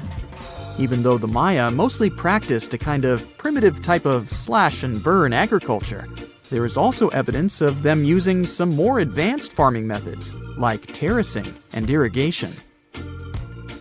And they were big chocolate lovers. More than 3,500 years ago, the Olmecs of Mesoamerica probably turned out to be the first to realize that it takes some work for us to get such a cool thing as chocolate. But the Maya were the ones who turned it into a true form of art. Scientists found out about it when they found cacao in Mayan pottery. Their chocolate would be mixed with honey, water, cornmeal, and chili peppers. That's how you get a spicy, savory hot chocolate beverage you can try even today in Mexico and Central America. Also, they used written language in their books. Their paper was made from fig tree bark, and using strips of that paper, they created a large library of books. Books made of this material are called codices, and 4 of these can still be found today. Sadly, many books were lost over time because of the humid climate or some human factors. The classic Maya built a bunch of palaces and temples that had a stepped pyramid shape. They decorated them with inscriptions and reliefs, which have earned them the reputation of being incredible artists of Mesoamerica. For the Mayans, flat foreheads were the most desirable thing on someone's face. They were generally really into aesthetics, and having a flat forehead was one of the main things where you could meet their highest aesthetic standard. They also liked to glam up their looks with makeup and clothing. Also, the Mayans were master tattoo artists. Actually, they were one of the first civilizations that started doing such forms of body art. They had a rich culture and believed in many things, such as fairies. Many civilizations across the globe believed in these mythical creatures, which had different names everywhere. The Mayans called those creatures aluxes. They would make sculptures of aluxes from wood or clay, take them to the forest, and hide in some secret spots. The Maya believed these sculptures would come to life during the night and take the role of guardians of their land, animals, and crops. The Maya believed caves were entrances that led to the underworld. You can even visit some of these caves if you like. For example, you can explore the jungles of Quintana Roo and Yucatan near Cancun. There are many spots where researchers found artifacts the Mayans had left behind. They were one of the first cultures that learned how to use rubber latex and make, for example, rubber balls for the many interesting games they had. They used natural latex and then probably mixed it with some other natural substances. That's how they came up with the bouncy balls they played with. They also built cool steam baths. The Maya had structures made from stone that looked like something we know today as bathtubs. Plus, they were building heated stone structures we know as sweat houses. Researchers found these in El Salvador and Guatemala, and they were previously hidden under volcanic ash. Whenever you hear about ancient ruins, you almost never picture them being suspended somewhere, or just randomly hanging on the branch of a tree, right? In fact, for most of the ancient artifacts we have exposed in museums all over the world, archaeologists did quite an impressive amount of digging. You see, buildings have this funny way of fading away over time if not properly taken care of. Sometimes we need to reuse some building materials, so an older construction may be sacrificed in the process. Other times houses are abandoned, and once they are exposed to the elements on the surface, like rain or sunlight, they don't really stand a chance. Some just simply crumble away due to good old erosion. So the only way a piece of architecture can survive the test of time is if it's somehow gotten buried deep down. Now, how did they end up buried in the first place? Well, it's quite the comedy of errors. Ancient cities had a habit of gradually raising their ground level like a kid adding toppings to their ice cream sundae. You see, these settlements were always busy collecting food and building materials to keep up with their ever-growing population. But hey, who has time to deal with waste and rubbish? It wasn't exactly high on their to-do list back in the day. So when it came to building new houses, ancient civilizations found it much easier to save their sweat and tears by piling up the rubble and constructing right on top. But that's not all. Rivers would also occasionally flood and deposit a layer of sediment on the city floors, further encapsulating those ancient constructions. And in those dry regions like the desert, where the wind likes to show off its sand and dust dance moves, you can bet it was a constant struggle to keep the establishments clean. One hilarious example is the Sphinx, which had its head buried in sand until a group of archaeologists unearthed it in 1817. Some ancient towns eventually got covered up because they were completely abandoned. With less human activity to control their expansion, plant seeds couldn't resist the opportunity and sprouted all over the place. They gobbled up carbon dioxide from the air and grew, adding more and more bulk to the ground. Those cheeky roots even decided to stabilize the soil made from decaying plant matter, creating layers upon layers of earthy goodness. It's like the ultimate DIY project Mother Nature embarked on, with plants as her loyal helpers. The act of digging into the secrets of ancient civilizations is not just about unearthing a lost world. It's also an epic quest to reveal the hidden treasures beneath layers of history. But how do archaeologists know where to dig in the first place? If everything is covered in layers upon layers of sediments, debris, and plant roots, they must have some sort of system they rely on before embarking on a new project, right? For starters, they're not always the ones suggesting an archaeological dig in a certain location. Let me explain. Let's say you're a contractor and you want to build a new fancy apartment complex in your city. Some local legislations have certain requirements before your project can start, though. For instance, before anyone starts building on a piece of land, they might need to bring in specialists to check the soil. These clever folks can be archaeologists, geologists, or paleontologists, and they need to keep an eye on things during development. If any artifacts or ecofacts, fancy word for organic remnants, are discovered, these experts swoop in to excavate and study them. But what about sites that have nothing to do with bulldozers and yellow hats? Archaeologists have more than one trick up their sleeves when it comes to locating ancient hotspots. They dive deep into historic records with a healthy dose of detective work. By sniffing out old documents and maps, they can piece together the puzzle of human activity in a specific area.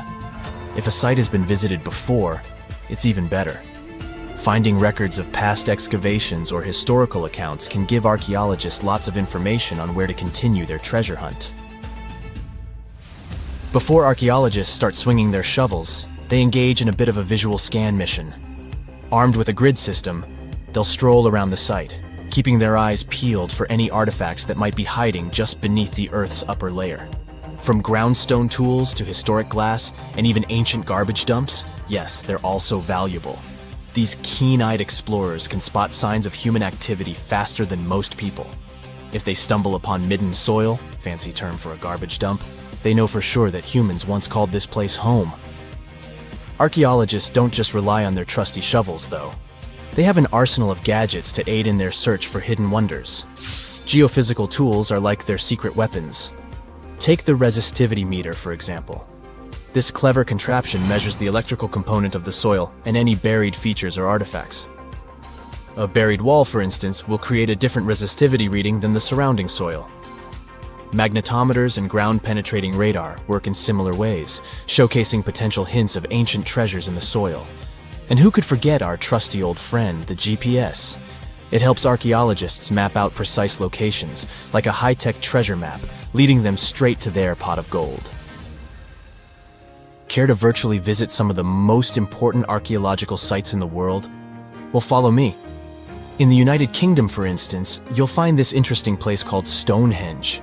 It's one of many henges scattered around, but this one really takes the cake. Picture this: massive ancient stones standing tall and proud, arranged in a funky outer ring and an inner horseshoe, with some smaller stones thrown in for good measure. And guess what? These amazing stones have been around for over 5,000 years. Talk about a serious case of rock-solid longevity. Now, here's where it gets interesting. According to local folklore, the legendary wizard Merlin whipped out his magic wand and poof! He teleported these massive stones all the way from Ireland.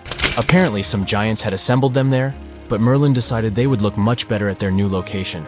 Others think it's just the ruined remains of an old Roman spiritual edifice. These amazing structures were built by our Bronze Age ancestors. With their simple tools and limited tech, they managed to create this monumental masterpiece. Impressive, right? Unfortunately, there's still so much we don't know about this area. Stonehenge's initial purpose remains a mystery to this day. Sure, there are lots of theories, but scientists have yet to agree on the subject. However, we do know that it's perfectly aligned to catch the sunrise during the summer and winter solstices. The ancient city of Pompeii is an equally amazing archaeological site. Picture this: Mount Vesuvius, a notorious troublemaker, decided to throw a volcanic tantrum and completely covered this ancient Roman city. It turned it into a time capsule, located outside present-day Naples in Italy. Fast forward to the year 1748, when a bunch of adventurous explorers stumbled upon Pompeii. Lo and behold, they discovered a treasure trove of well-preserved goodies: streets, houses, food, probably a bit stale by then, blingy jewelry, fancy sculptures, colorful frescoes, everyday household items, and even animal and human remains. It was like an epic archaeological party. From the looks of it, Pompeii had it all. Fancy houses and villas, a massive 20,000-seat arena, cute little artisan shops, hangouts like taverns. And let's not forget the saucy spots like those luxurious bathhouses for some intense pampering. There's also the sanctuary of Apollo, where people used to gather for their daily dose of worship. And of course, the bustling heart of the city, the Forum of Pompeii, where all the cool people used to hang out. And guess what? Pompeii is so cool that it made it to UNESCO's World Heritage List back in 1997. That's like the ultimate Hall of Fame for historical awesomeness. It also includes many other famous buildings and sites, like the Taj Mahal in India and the Acropolis of Athens in Greece. Rikat structure is a giant formation in the Sahara that looks exactly like a giant bullseye. It's so wide that you can see it from space. Even the CIA got interested in it. In 1965, they planned a flyover looking for geomagnetic anomalies. The findings are still classified. Perhaps the theories are true, and this place is truly the lost city of Atlantis. Now, Atlantis supposedly sank beneath the waves, but recent discoveries are pointing us in a different direction. This is an ancient story that goes far back in time, and Plato was the first to mention it. The place had loads of greenery and a curious structure: 3 concentric circles of land surrounding 2 circles of water. 2 key quotes from Plato's writing suggest that Atlantis might not have been a typical island in the middle of the ocean. Plus, Atlantis had a major influence from Africa and Europe, challenging the idea of it being in the Atlantic. It turns out that the Eye of the Sahara and Atlantis look alike. When astronauts saw the Eye of Sahara from above, they initially suspected a meteorite impact crater, but the rings of the structure matched the layout described of Atlantis. More importantly, the Sahara wasn't always a desert. It turned from a tropical region into a desert around 11,000 years ago. Researchers found evidence of a massive river called the Tamarasset that could have sustained a community. This river flowed toward the Rikat structure, aligning with Plato's description. The Trans-Saharan Seaway ran through the Sahara 50 to 100 million years ago. The sea allegedly destroyed Atlantis around 11,500 years ago, likely due to a rapid rise in sea level caused by the end of the Ice Age. NASA's Worldview imagery shows patterns consistent with this theory. Those concentric rings might be a key to unlocking the secrets of our planet's evolution over millions of years. They're shaped by erosion on resilient rock layers, creating a spooky pattern of ridges and troughs. The central peak stands proud at 1,300 feet. The central part has undergone a significant erosion makeover, revealing a circular structure with a raised peak. Unlike impact craters, the Eye of the Sahara flaunts a striking balance and symmetry. Some say it results from rock uplift, sculpted by wind and water. Others think it's an ancient anticline, eroded to reveal its concentric glory. Then there's a salt diapir theory, suggesting that salt's buoyancy sculpted this beauty. Dating techniques have proved that it formed 541 to 252 million years ago, give or take a million or two. Ancient tools are scattered around the outer rings of the structure near riverbeds. Some older stone tools have also been spotted in the same areas. And still, even though some spear points from the Neolithic period have been found, there aren't many signs that people were living there back then. The area seems to have been used for short-term activities like hunting and making tools. There are other unearthly mysteries that haunt our world. One such enigma is in Norway, the ominous Hessdalen light phenomenon, also known as the Valley of Lights, leaves scientists confused. This valley is 10 miles wide. It's quite isolated, but a peculiar blue box sits high on the hillside, equipped with cameras scanning the valley. The unsettling saga began in the 1980s, when the night sky over Hessdalen erupted with burning fireballs, a recurring spectacle that sent shivers down the spines of those who witnessed it. This wasn't a fleeting occurrence, rather it became a regular thing. Terrified locals reported encounters with these unexplained luminous phenomena, some of which happened near their homes. Unease spread like wildfire. At its peak, there were about 20 sightings every week. The phenomenon made its way into newspapers, magazines, and media worldwide. Soon, people flocked to the valley, hoping to see the lights themselves. In 1984, experts joined the fray, armed with sophisticated instruments like magnetometers, radiometers, and other ometers. What they encountered was mind-bending, lights that defied explanation. Some moved at a leisurely pace, while others raced through the sky at an astonishing 19,000 miles per hour. People tried to explain these lights: airplanes, distant reflections, ball lightning, satellites, planets, meteors. But the speed and how these lights danced ruled out all those theories. We're slowly approaching another mysterious place. This is the greatest subglacial lake among Antarctica's 675 known lakes. It can easily hide unknown life forms. This lake is beneath the East Antarctic ice sheet. Dive about 2.5 miles under the ice, and there you'll see Lake Vostok, located at 1,600 feet below sea level. This lake is 155 miles long and 31 miles wide at its broadest point. With an average depth of 1,400 feet, it's also the world's 6th largest by volume. It's like an underwater city with lofty pillars and deep basins. The secret lake was discovered in 1993, yet it had been waiting to be found down there for over 2,000 years, collecting ancient secrets. In 2012, scientists drilled through the ice, creating the longest ice core ever. They pierced the ice all the way to the lake's surface.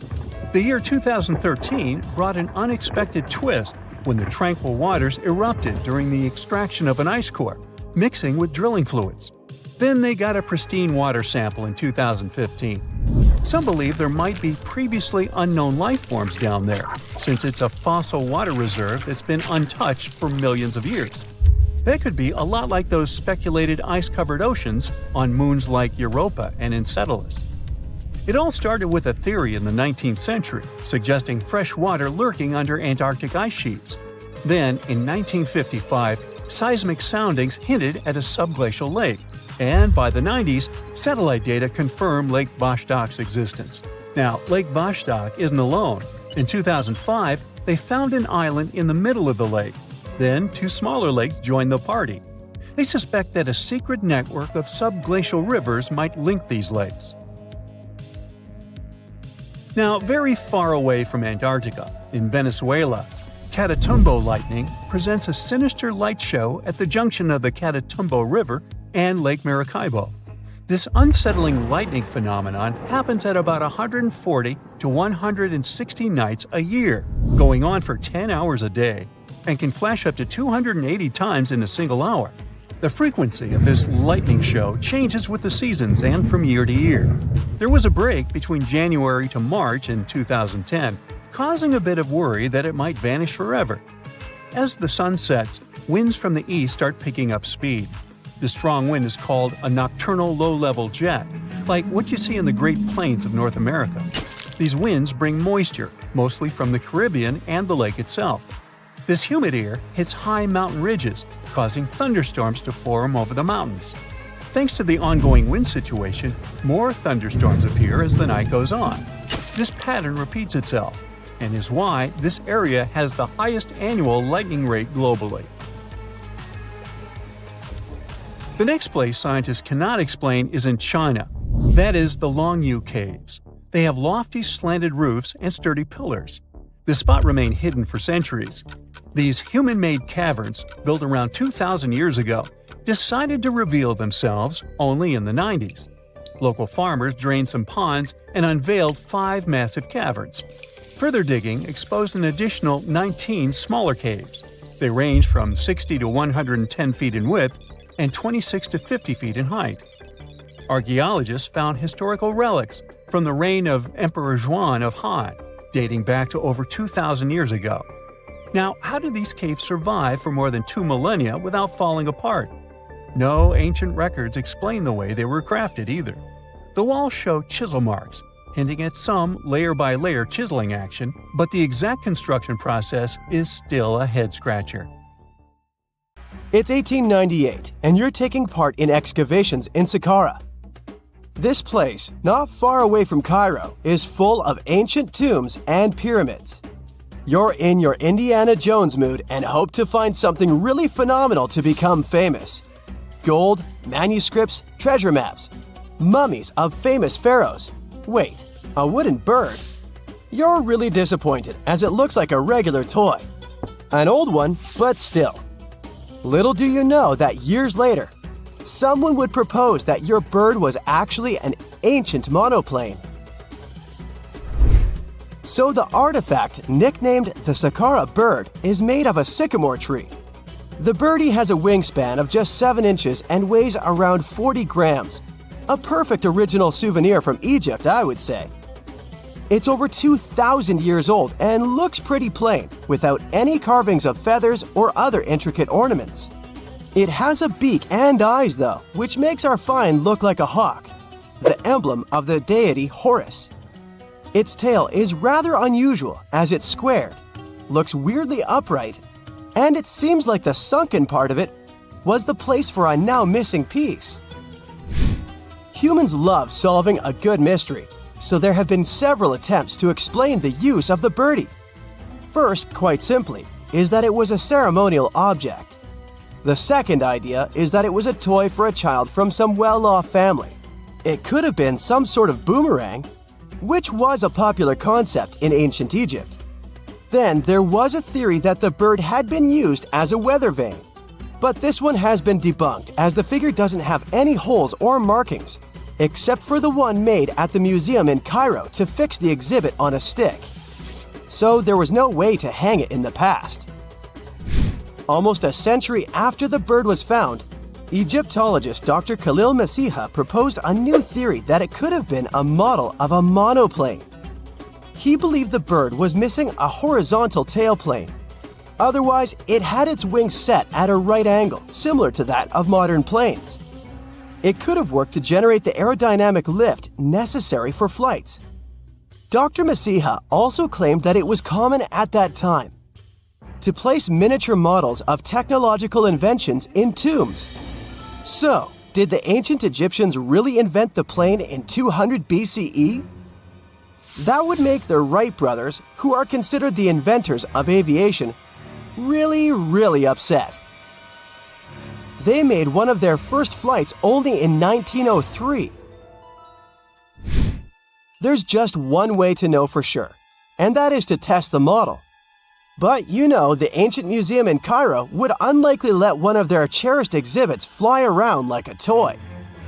That's why glider designer Martin Gregory built a similar model, this time of balsa wood, and concluded that even with the missing tailplane, the plane wasn't much of a flyer.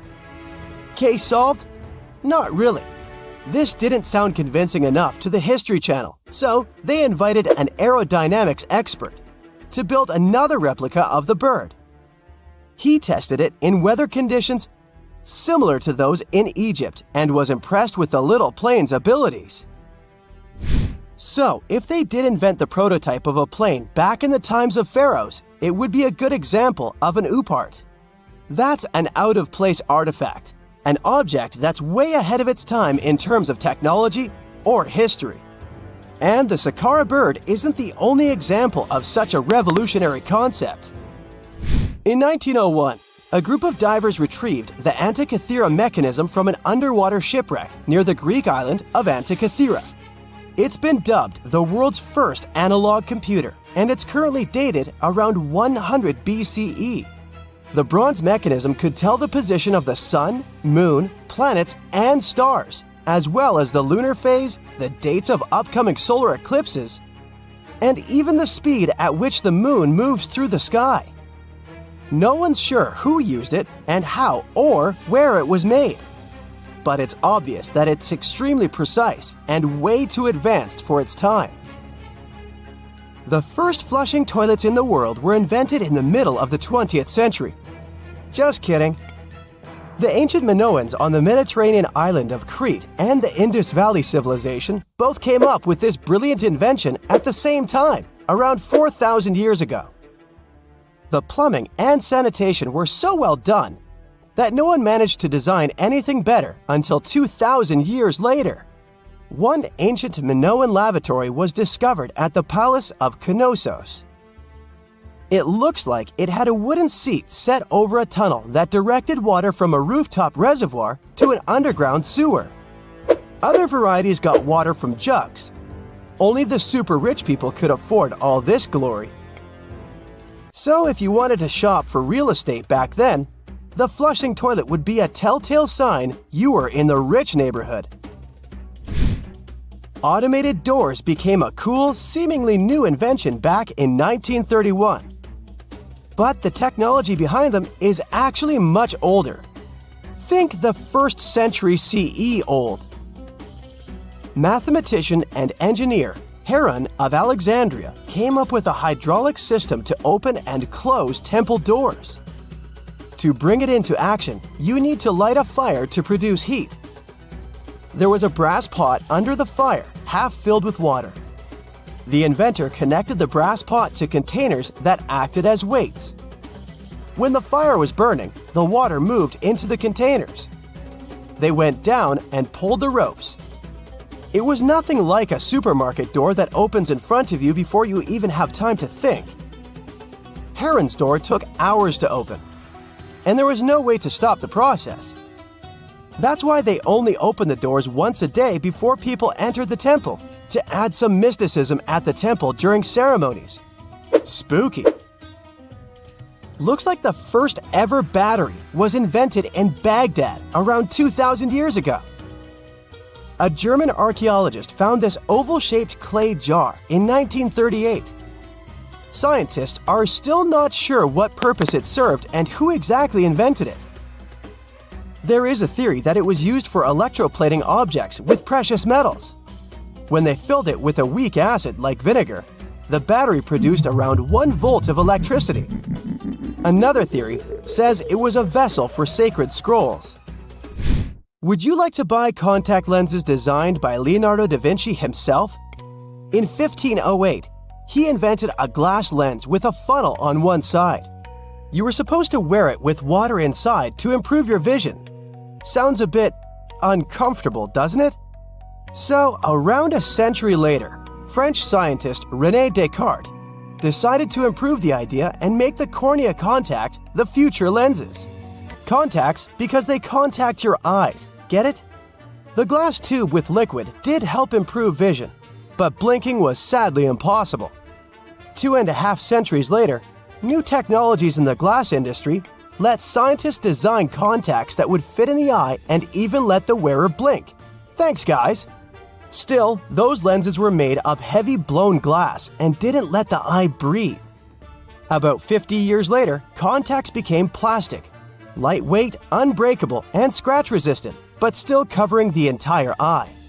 And then, in 1948, an English optical technician accidentally sanded down a plastic lens and figured out they'd still be in place even if they covered only the cornea.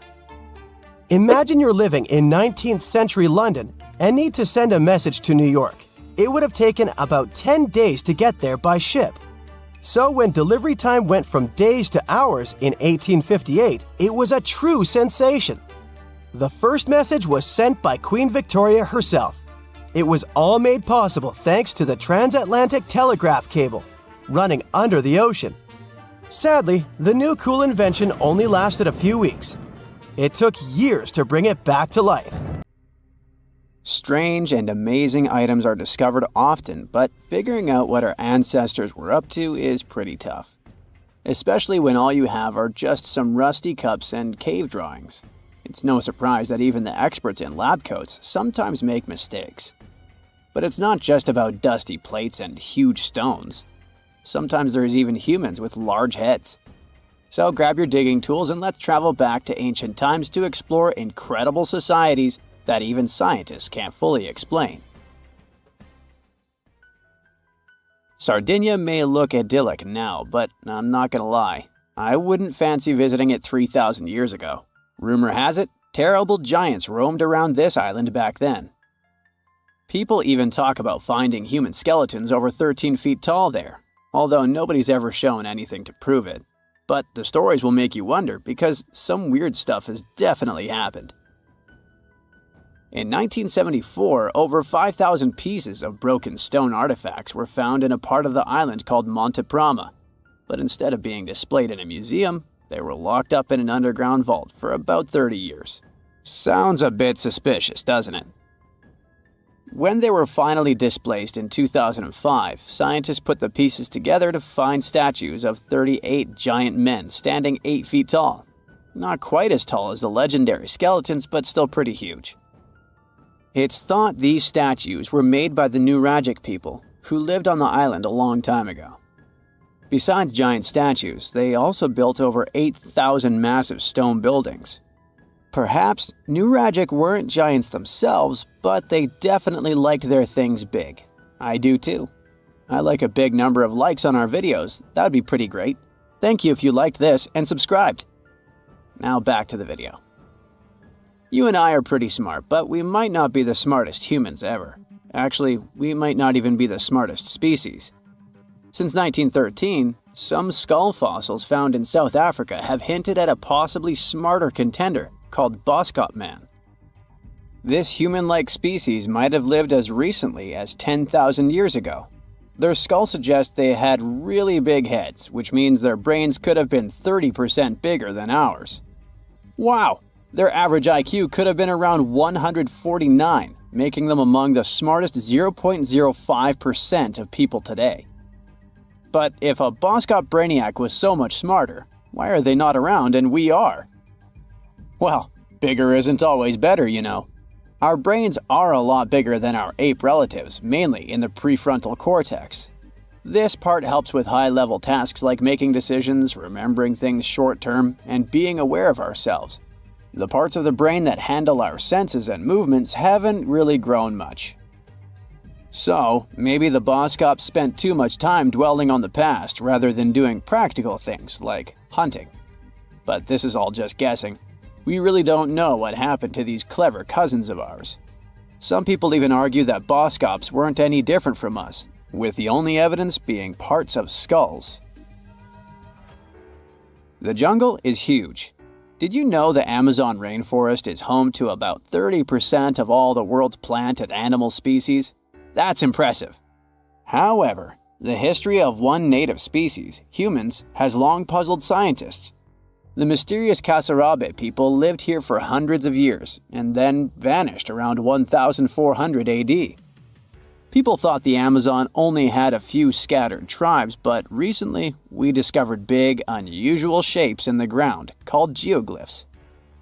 These might look like simple shallow ditches, but they're actually the remains of a vast civilization that spread over 5,000 square miles and includes about 450 markings, some as wide as 1,300 feet. That's insane! They likely contained ceremonial buildings and could have hosted up to 1 million people as recently as 550 years ago. Thanks to new technology like LiDAR, which uses a safe laser to map the forest without harming it, we can explore deeper. In 2019, some scans showed miles of raised roads and pathways and even pyramids over 70 feet tall. They found 26 separate settlements, 2 of which were at least 250 acres each. Damn, that's like 330 soccer fields. It's not certain what happened to the Kasarabi people. Maybe European conquistadors drove them out. Maybe the most baffling ancient civilization is one we've never actually found a trace of. Yep, I'm talking about Atlantis, the grand city that supposedly sank into the ocean. The first mentions of Atlantis come from the ancient Greek philosopher Plato, who talked about a great city near the Strait of Gibraltar. But for ages, everyone just thought Plato made up Atlantis as a perfect version of his own Athens. So why, about 12,000 years after it supposedly vanished, do we still wonder if it might be real? Well, in the 19th century, U.S. Congressman Ignatius Donnelly wrote a book giving 13 reasons why he thought Atlantis was more than just a myth. Then, in 1965, some folks thought they actually found Atlantis when they discovered the Richat structure, a massive 25-mile-wide dome in Mauritania, Africa. It's so big that you can see the whole thing from space. 2 astronauts flying over the Sahara Desert spotted this giant eye staring back at them and thought they'd made the discovery of a lifetime. Unfortunately, there's no solid evidence linking this structure to Atlantis. It's believed to have formed from volcanic activity about 100 million years ago. But it does look suspicious, doesn't it? Still, we're no closer to knowing the truth. Imagine going back to about 3,300 BCE and finding yourself in South Asia. Welcome to the Harappan civilization. These people were way ahead of their time. They had cities like Harappa and Mohenjo-Daro, complete with baked brick houses, sophisticated drainage systems, and even public baths. This place might have had over 5 million people, making it one of the densest regions at the time. They also invented a system of standardized weights that was incredibly useful for traders. And trading they did. These people had connections stretching all the way to the Middle East, thanks to their great skills in metallurgy. They even had a form of ancient branding. The seals were used to stamp clay on tray goods. Despite being so advanced with a thriving urban life, there's a whole bunch of mystery shrouding their language and script. We've got bits and pieces of their writing, but no one's deciphered them yet, even with all the technology we have today. We also still don't know how exactly their society worked. It looks like they didn't flaunt their social status as much as other civilizations. No grand palaces or massive monuments. Instead, their largest buildings might have been granaries. They sure were practical. Unfortunately, all good things must come to an end. Around 1800 BCE, this bustling civilization started to decline, possibly due to shifts in river patterns. As the environment changed, the Harappans packed up, moving towards more hospitable lands. Ever heard of the Minotaur? The beast with a bull's head and a man's body, hunting the bravest travelers in a massive maze. Well, this wasn't just any old tale. It was one of the most popular dramas of the ancient world. And it was inspired by this place, the island of Crete. The Minoans lived here during the Bronze Age. They had stunning palaces, amazing frescoes, and a culture so rich it still fascinates historians to this day. They built places like Knossos, which was so complex with its multi-story buildings and elaborate hallways that it might have inspired the whole labyrinth myth. Their engineering was so ahead of its time that even their drainage systems were more advanced than what many of us have today. Let me know in the comments which of these stories you find the most fascinating, and thanks for watching. Consider the Great Pyramids. one of the original 7 wonders of the world and the only one that still exists today. Did you know that the pyramids of Giza weren't the only pyramids out there? And they weren't even the first ones. First, there were the pretty good pyramids, but they didn't catch on. Nah, I made that up. Back to the story. In ancient Egypt, it was believed that kings were chosen by gods to serve on earth as their mediators. In the afterlife, they were expected to become gods themselves. The pyramid complex was built to make sure that the king had everything they might need in the afterlife. The complex included the pyramid, a palace, and temples. The tomb in the pyramid, where the king was buried, was filled with many things they might need, like furniture, food, and gold vessels. Actually, the first pyramid had been built 80 years before the first pyramid of Giza appeared. Overall, there were around 100 of them. Some weren't finished though, since the construction took a while and not every pharaoh lived long enough to see the end of the construction. And now let's talk about the construction itself. The biggest of the pyramids of Giza is as tall as a 40-story building. So how on earth did they manage to build a structure that massive 5,000 years ago, long before machines and other equipment appeared? Well, let's figure it out. So Pharaoh Khufu ascended the throne around 2575 BCE, and his architects started the construction of the oldest and biggest of the pyramids of Giza. He figured that over 2 million limestone blocks had to be used to build the pyramid, each weighing around 2.5 tons, around the weight of a rhino. The architect wanted to finish the construction in 20 years. To make it possible, a stone had to be carried and pushed into place every 4 minutes, 24 hours a day, 7 days a week, and 365 days a year, except leap year. So obviously, a lot of workers were needed to make it happen. Many believe that it was enslaved people who worked at the pyramid's construction site, but that's not true. Workers came from all over Egypt to contribute to the project. All in all, around 25,000 of them. The Egyptians were doing all kinds of work, starting with manual labor and crafting tools to administrative work. They all worked around 10 hours a day. They were housed and well fed, and they were overall living a more comfortable life than an average Egyptian could afford at that time. Supposedly, the builders lived in a nearby temporary city and were a highly organized community with a strong leader. The pyramids seemed to be designed to align with the points on a compass, and their sides symbolized the rays of the sun. But back at that time, there were no compasses. Ancient Egyptians figured out the directions themselves and with amazing precision. To align the pyramids, they used 2 constellations. The construction site was arranged on the west bank of the Nile River. This also had a symbolic meaning. Just like the sun sets in the west, life sets in the west as well. The second pyramid of Giza was for Khufu's son, Pharaoh Khafre. It's a bit smaller, but this one has the famous noseless statue of the Sphinx. Of course, originally it had a nose. I would tell you what happened to it, but it's still a mystery, and no one knows for sure.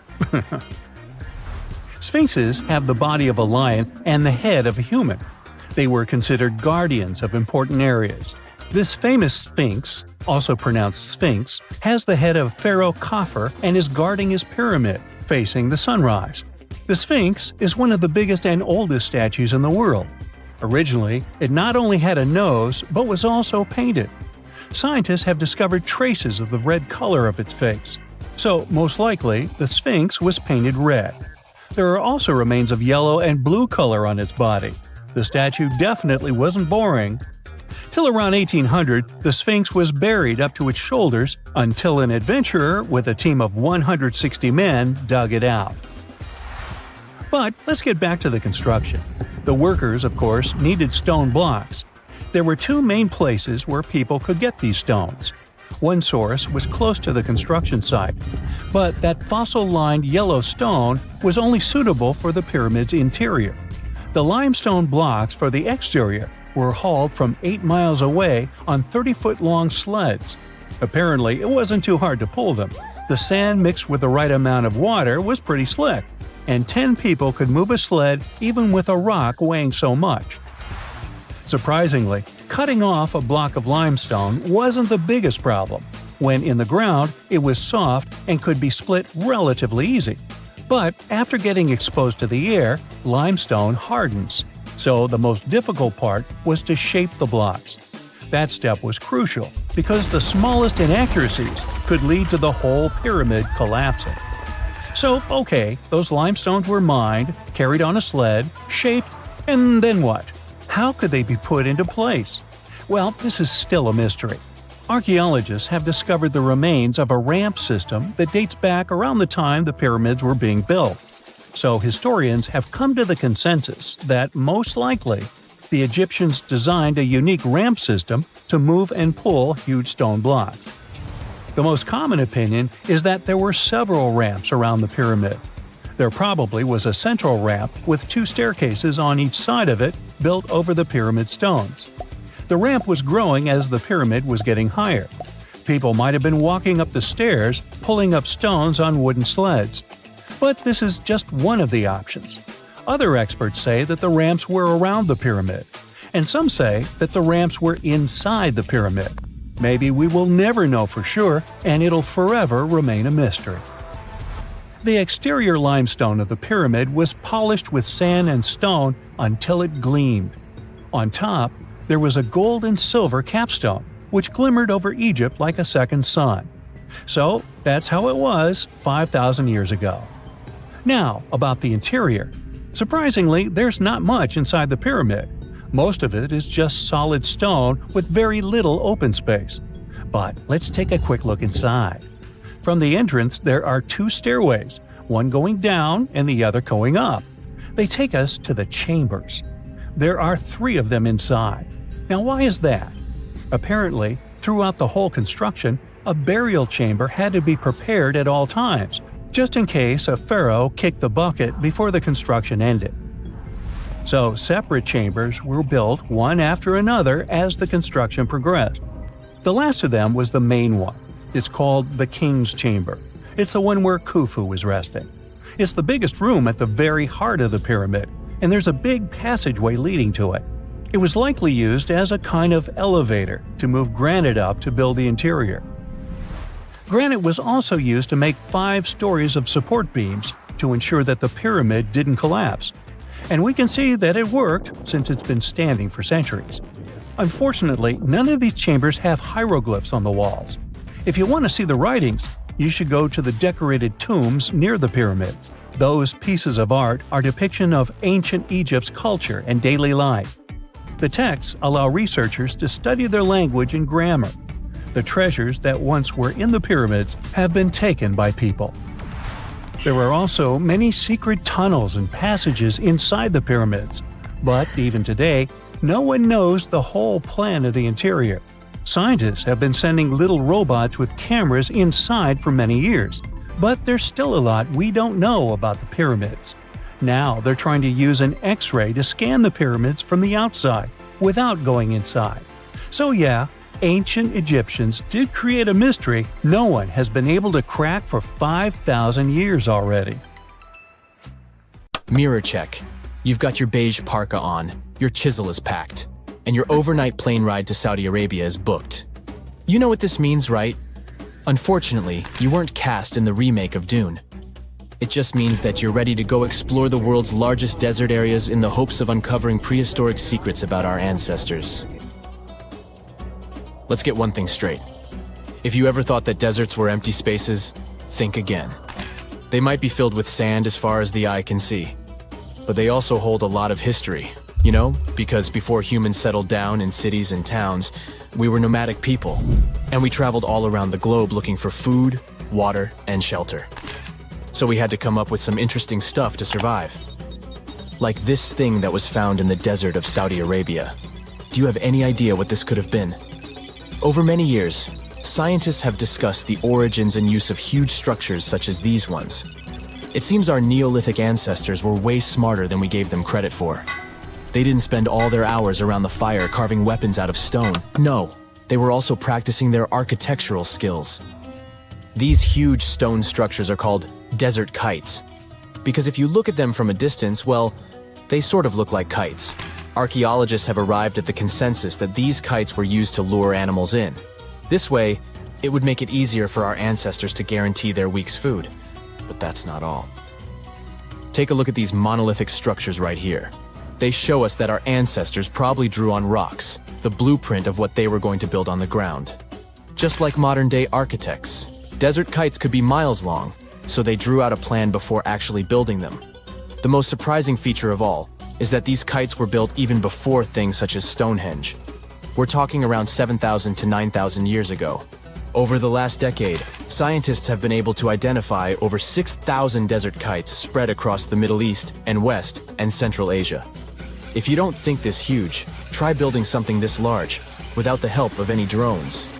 It looks like a pretty difficult feat to me. And apparently, Saudi Arabia's desert is filled with more amazing things. Scientists have found mysterious stone structures that are older than the pyramids of Giza in Egypt. So of course, you can't wait to go check that out.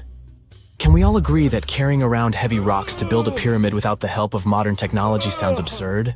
I mean, how on earth did they do it? Now imagine turning back the clock about 2,000 years into the past and finding humans that built similar gigantic structures in isolated areas. Take a look at these so-called mustadils. They are rectangular structures built from piled-up stones, found over 77,000 square miles. Some archaeologists believe that these monuments were used for ritualistic purposes, maybe processions of some kind, where people would walk from one end of the plateau to the other.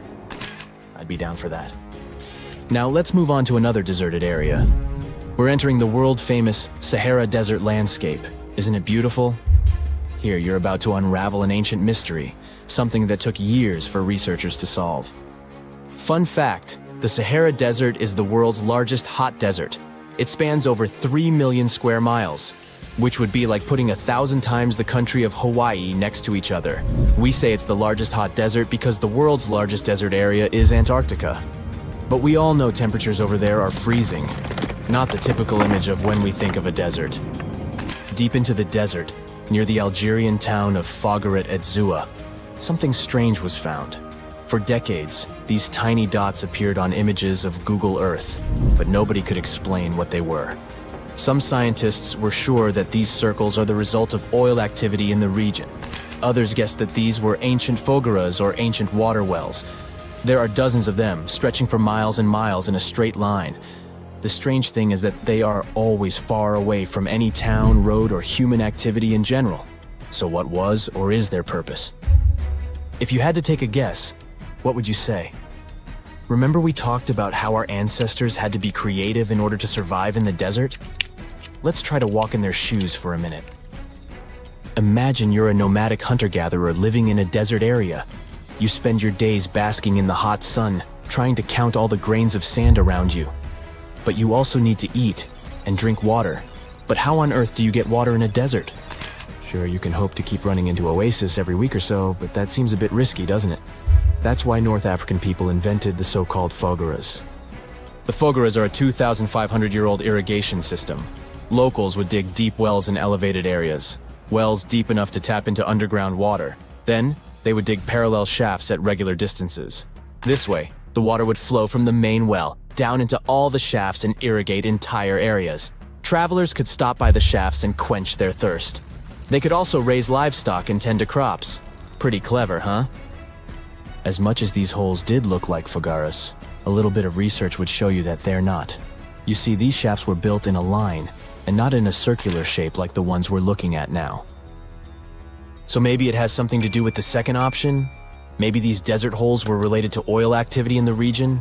Let's have a look at the holes up close and personal. From Google Earth, they don't seem that big, but in real life, they are huge craters. The tip to uncovering what they are is hidden beneath the sand. If you were one of the researchers originally uncovering the truth behind this mystery, you would have found something unique hidden in the sand. Old dynamites and vintage sardine cans. Putting the pieces of the puzzle together, scientists found that these sardine cans were a model from the 1950s and 1960s. It seems that entire teams from that decade would camp out while they surveyed the area for oil. And what about the dynamites? These were used for seismic surveying. This is an old technique, used to identify if there is oil and gas beneath the Earth's surface. Still in North Africa, you find out about another desert mystery worth exploring. Near the city of Tiaret, southwest of Algeria's capital, one runs into 13 peculiar monuments. These structures are also called jedars, and yes, I am aware of how much that may sound like a Star Wars reference. They are pyramid-like in their shapes, and as far as scientists know, they were used as final resting places for the people who lived in the region. Can you guess who these were? Most likely the Berber nomads. And since we're talking about ancient stuff, they were probably built between the 4th and 7th centuries CE. Once scientists began to explore the insides of these monuments, they found they were pretty big inside. They found large underground vaults, chambers, and labyrinth-like corridors that gave way to over 20 compartments. It could take you up to 2 hours to walk around in them, and apparently our ancestors also used its walls to depict images of animals and hunting scenes. There's no definite proof of what these jedars were used for, though. This is so neat, huh? I'm sure that our world's desert is filled with many more mysterious things for us to